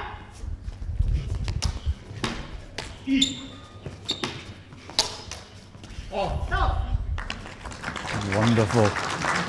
Ian coming in, realizing that he has to really put pressure on Paul, not to give him any space where he can utilize his gap-finding ability. If you get right up in his face, you can put the pressure on there. So all to play for in this last point. I'm not sure who got the E then. We're about to find out from the refs what happened here. So the refs are coming in. What happened here? So I think there was an E on Ian. He does seem like he removed his blade from in front of him, so he did carry out the E. But was it an E or an R? I don't know. I'm not qualified to say. We do have a card. We don't have a card. When cut like this, I'm assuming that you were declaring with your body but not verbally. So that is.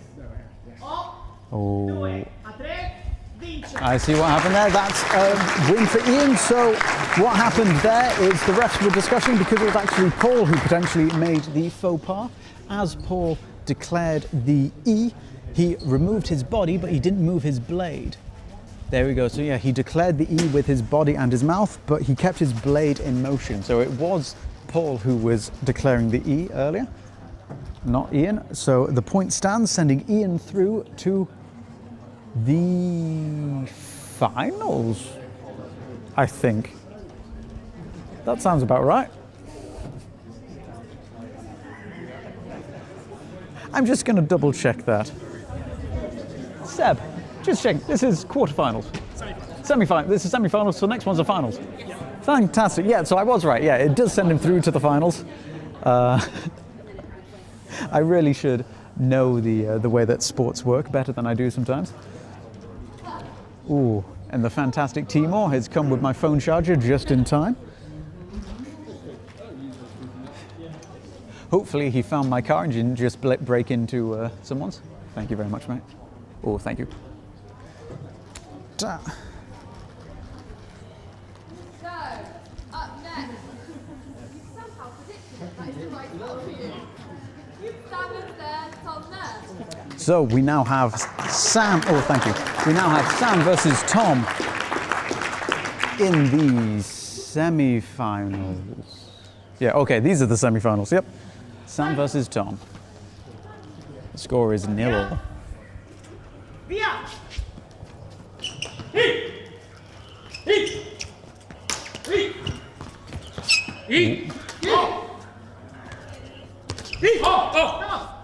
I'm not quite sure what happened there. I think there was an E before an O, which nullified it and meant that they were able to continue playing. But there were some confusing declarations that happened.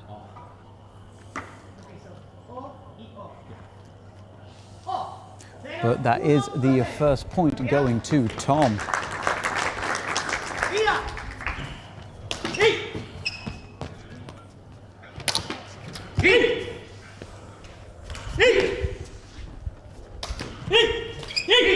Dan really likes to put a lot of pressure on his opponents as he advances onto them. That brings the score 1-1. Semi-finals, first to 3, I believe. Again, really not letting up on his attacks, really pushing his opponent, trying to chase them out of the ring if he can.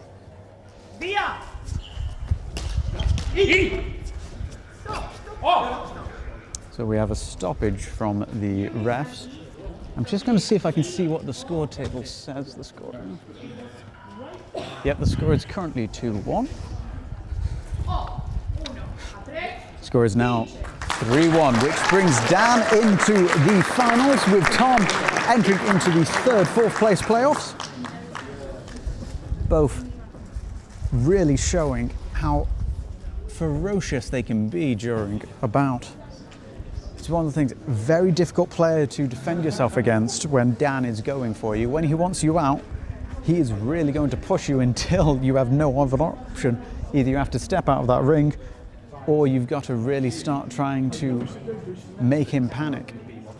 If you can't get those hits in against him, oh, I mean, that's the game, isn't it? You can't really do much if you can't get the hit against Dan. We now have the second semi-final, which is going to be against, I believe, Ian and... Okay, where have they gone? Ian and someone. Oh, is it Ian and Guy, is it? Where is Guy? Oh, he's up there. Oh no, I don't think it is Guy because he's settling down to have a drink. So it must be someone else. Let's have a look over there. Nice bit of a phone call. Wonder if it's important. There we go. Still on the phone. So, Anna, do you know, who is it? It's Ian versus someone, isn't it? Tom. Who will now play for third place, and then the final is Dan and Ian. Oh, we've just done like both of the semis, didn't we? Yeah. So then this will be for third place, and This then is the final is... fantastic. So this is Ian versus, this is Paul versus Tom for third place. Sorry, it's been a long day. I've completely forgotten where we are. So after receiving a little bit of a heavy hit on the hand, Paul is just icing it a little bit, but coming back in like a champ for his last bout of the day. This is for the third place playoff. Paul versus Tom, both of them really having phenomenal showings today, both of them having a bit of a different style. Paul very much being a hand snipey, get in there quick, get through your guard, where Tom, I believe, is a bit more aggressive and pushing onto his opponent. So this is going to be a very interesting one to see. My prediction, Tom, I think, is going to push his advantage, with Paul preferring to go a bit on the defensive, back off and just wait until he has an opening to try and get that snipey shot in. Let's see which style gets the third place.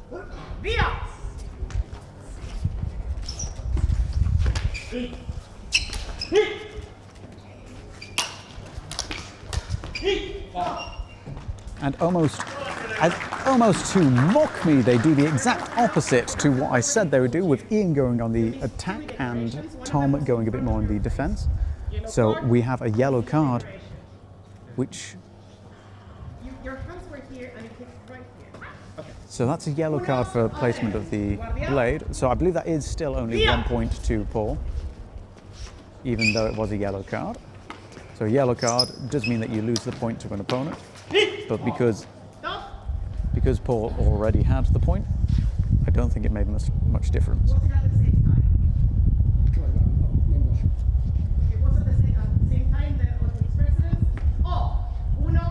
So that is 1-1. The judge just clarifying if the strike was made at the same time as the E. And again, Paul managing to sneak a hit through just on the upper side of the kneecap of Tom. We've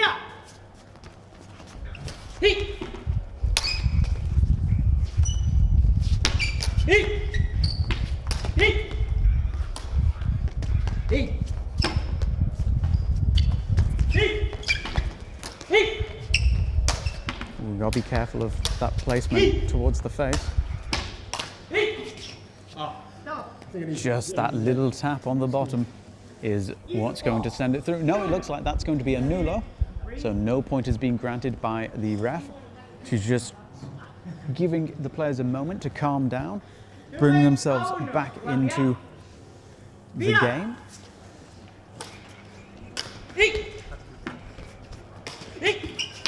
Ooh. And again, following from an E to an R. Paul showing how he really controls the game, and that's the third place playoff. With Paul coming away victorious with third place. Tom doing amazingly well, coming away with the fourth place war win. All players today really have put in one hell of a showing, but we now have our finalists entering the arena. We have Dan on the left and Ian on the right. Yellow versus red. Red lightsabers all around. Both. It's orange. That's not orange. It's orange. That's a blood orange. That is a blood orange, if anything else. All right. We'll argue it later. Okay, so it's a red versus orange lightsaber, apparently. Final match. And here is the final.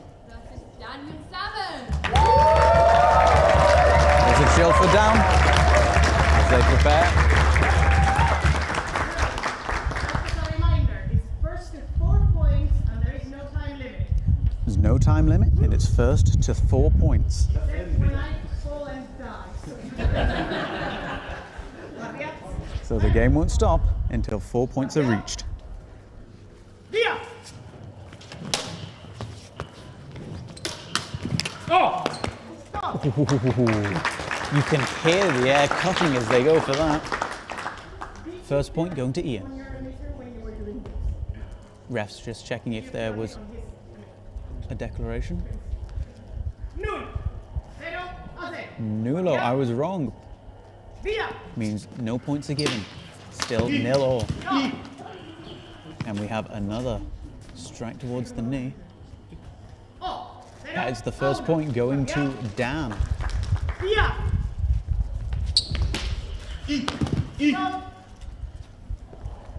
We have another stoppage. So this is going to be point for Ian. Dan under the blade when the hit was made. Oh! Ooh. Lovely, lovely riposte by Dan there. Turning a block into a swiping cut towards Ian's back, bringing the score to 2-1.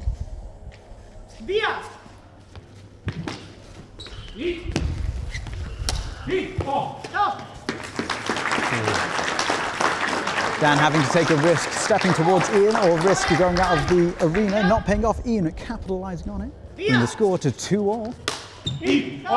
Ooh, have we got a doppio there? Is this going to be a point given? We have the refs being called in. Let's have a look in the replay. The problem is both players are so incredibly fast when they move that within the game you really can't decide if a hit that is just after tempo is I can't even speak. Ooh.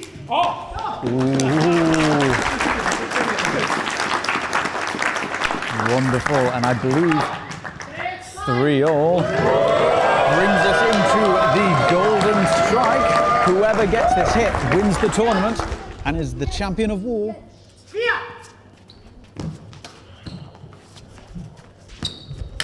Oh. So possibly a bit fueled by the final point madness. Little strike towards the face. We're having a ref discussion. Let's have a look at the replays on this, see how this is going to play out. So there's a lot of swinging. Both of them make contact with each other. Oh, it does look like Dan might have got an E on Ian before the R came in. So that does bring the score to 4-3 in favour of Dan Sands, which means that he is the LudoSport Britannia Academies Tournament Champion 2026. Fantastic showing and congratulations. Dan has just won the tournament on the war scale, which is fantastic to see. He has recently just stepped back from his leading roles within the academy at the moment, and I think he has stepped back from teaching this year very recently. So it's a fantastic win and a fantastic showing to see just really what he can do and how much he really means to the sport.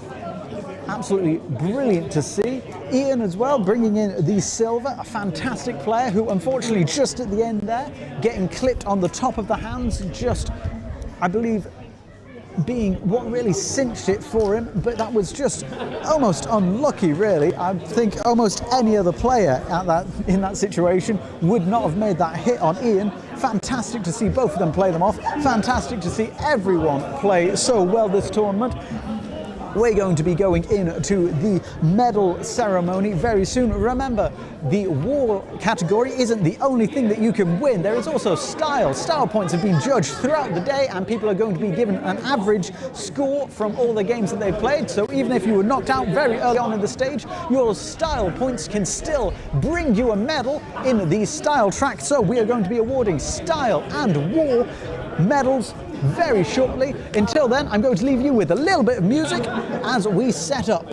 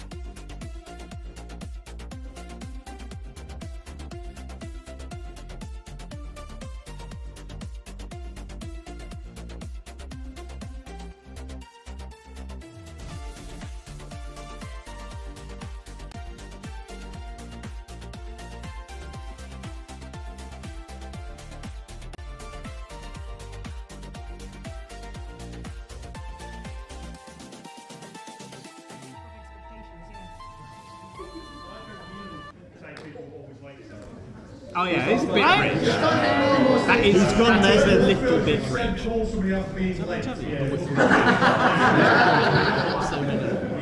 I'm glad someone said no. We expected you this time. So, well done. Not bad.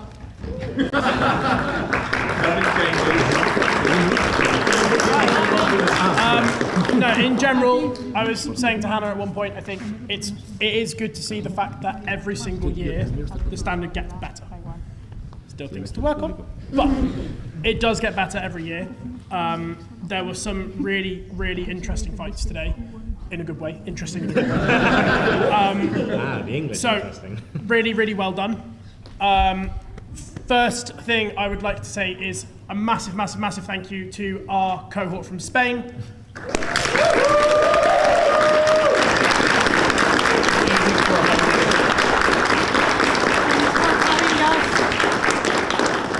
They have to come over at least once a year, otherwise it's not fair. We fight the British tourism, but the other way. And a massive, massive thank you to, I think, what is probably the best officials team we've ever had. I think. Probably.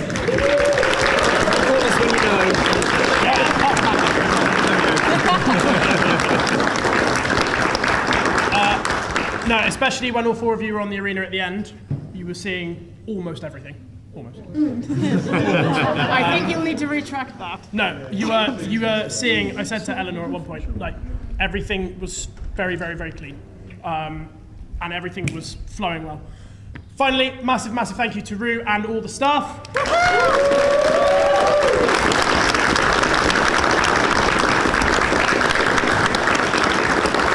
Especially to those of you who have come up from Hampshire to help out as well. Massive, massive thank you.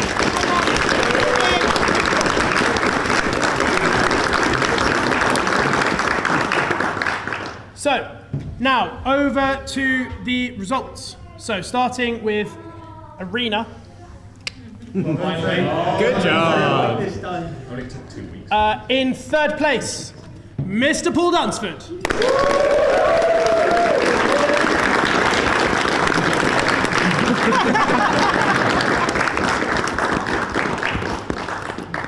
In second place, Ian Smith.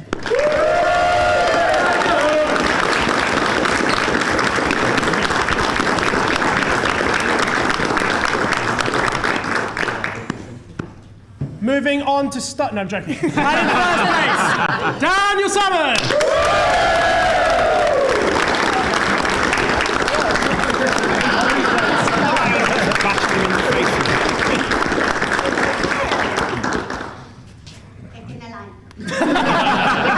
We're in a line. Fine. We're in a line in front of the photo. No, because they're all going to get put on a nicer background anyway.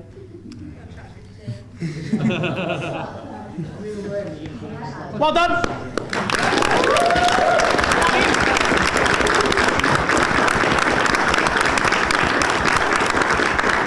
Slightly bizarre one for style.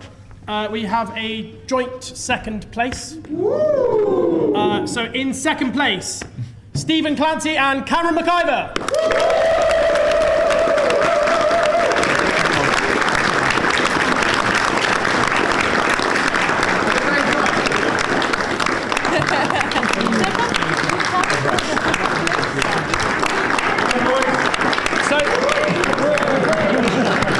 You were in doubt, I predetermined this, and that's why I got 2 chavvies.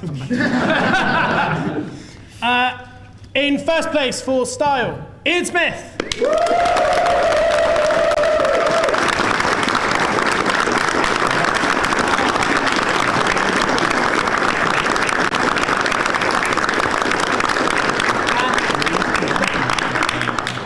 Ian, keep in the middle for aesthetics. Thank you. Good shout. You're welcome. Well done.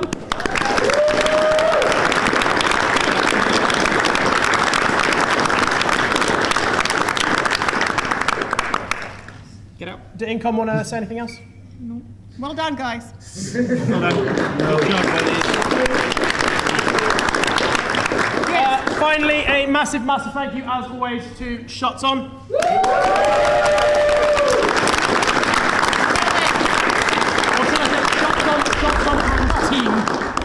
I think there's 3 of you dotted around. I do have a thing. Hang on, I haven't finished. Okay. And also, massive thank you to Hannah, who's been our lawkeeper for the day as well.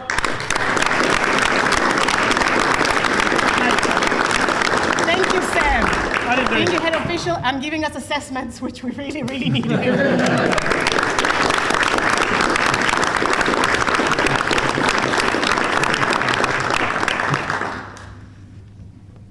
Cool.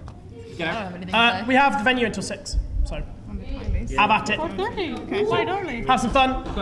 Feel free to duel. If you want to go to the pub, go to the pub. Oh, what was I going to say? That's what I was... No. That's what I was going to say, is UK Arena this year... Where is he? There he is. He was right there. Will be... I say hosted. It's still going to be hosted by Britannia, but is up in Leeds with Mr. Deagles.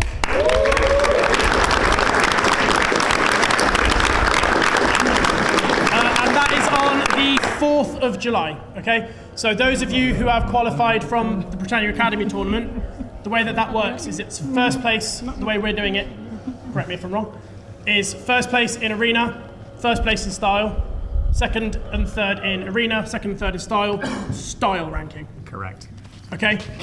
Because... Took us an hour to work it out. Yeah, it did. It took us a long time. Okay? So we will obviously let you know who is qualified in the next probably week or so. For Britannia. Say again? For Britannia. For Britannia? Yeah, because we have another tournament. I thought you said before Britannia, and I was like, we're here, Bruce. They're just giving you constructive feedback. Yeah. Hashtag not my rector. Apart from that... Well done, Rue. Well done, Rue. You can come again. One more thing I would like to say is, I don't know if you saw a recent Facebook post, but we are losing Mr. Wilson, who has been with the sport in the UK first week? First month. With the first month of it starting back in 2014, right? Correct. Yes. You will be missed. Yeah. You will come back, and we look forward to you opening LudoSport Adelaide. Yeah.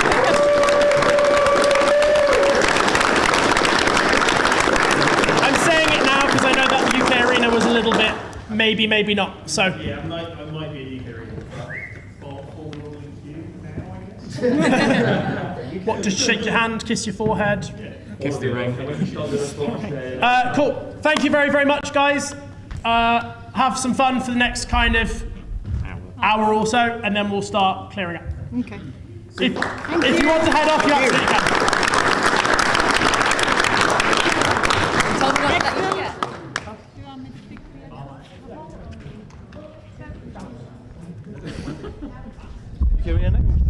Thank you very much for joining us on the stream. We're about to end it now. This has been the LudoSport Britannia Academy Tournament.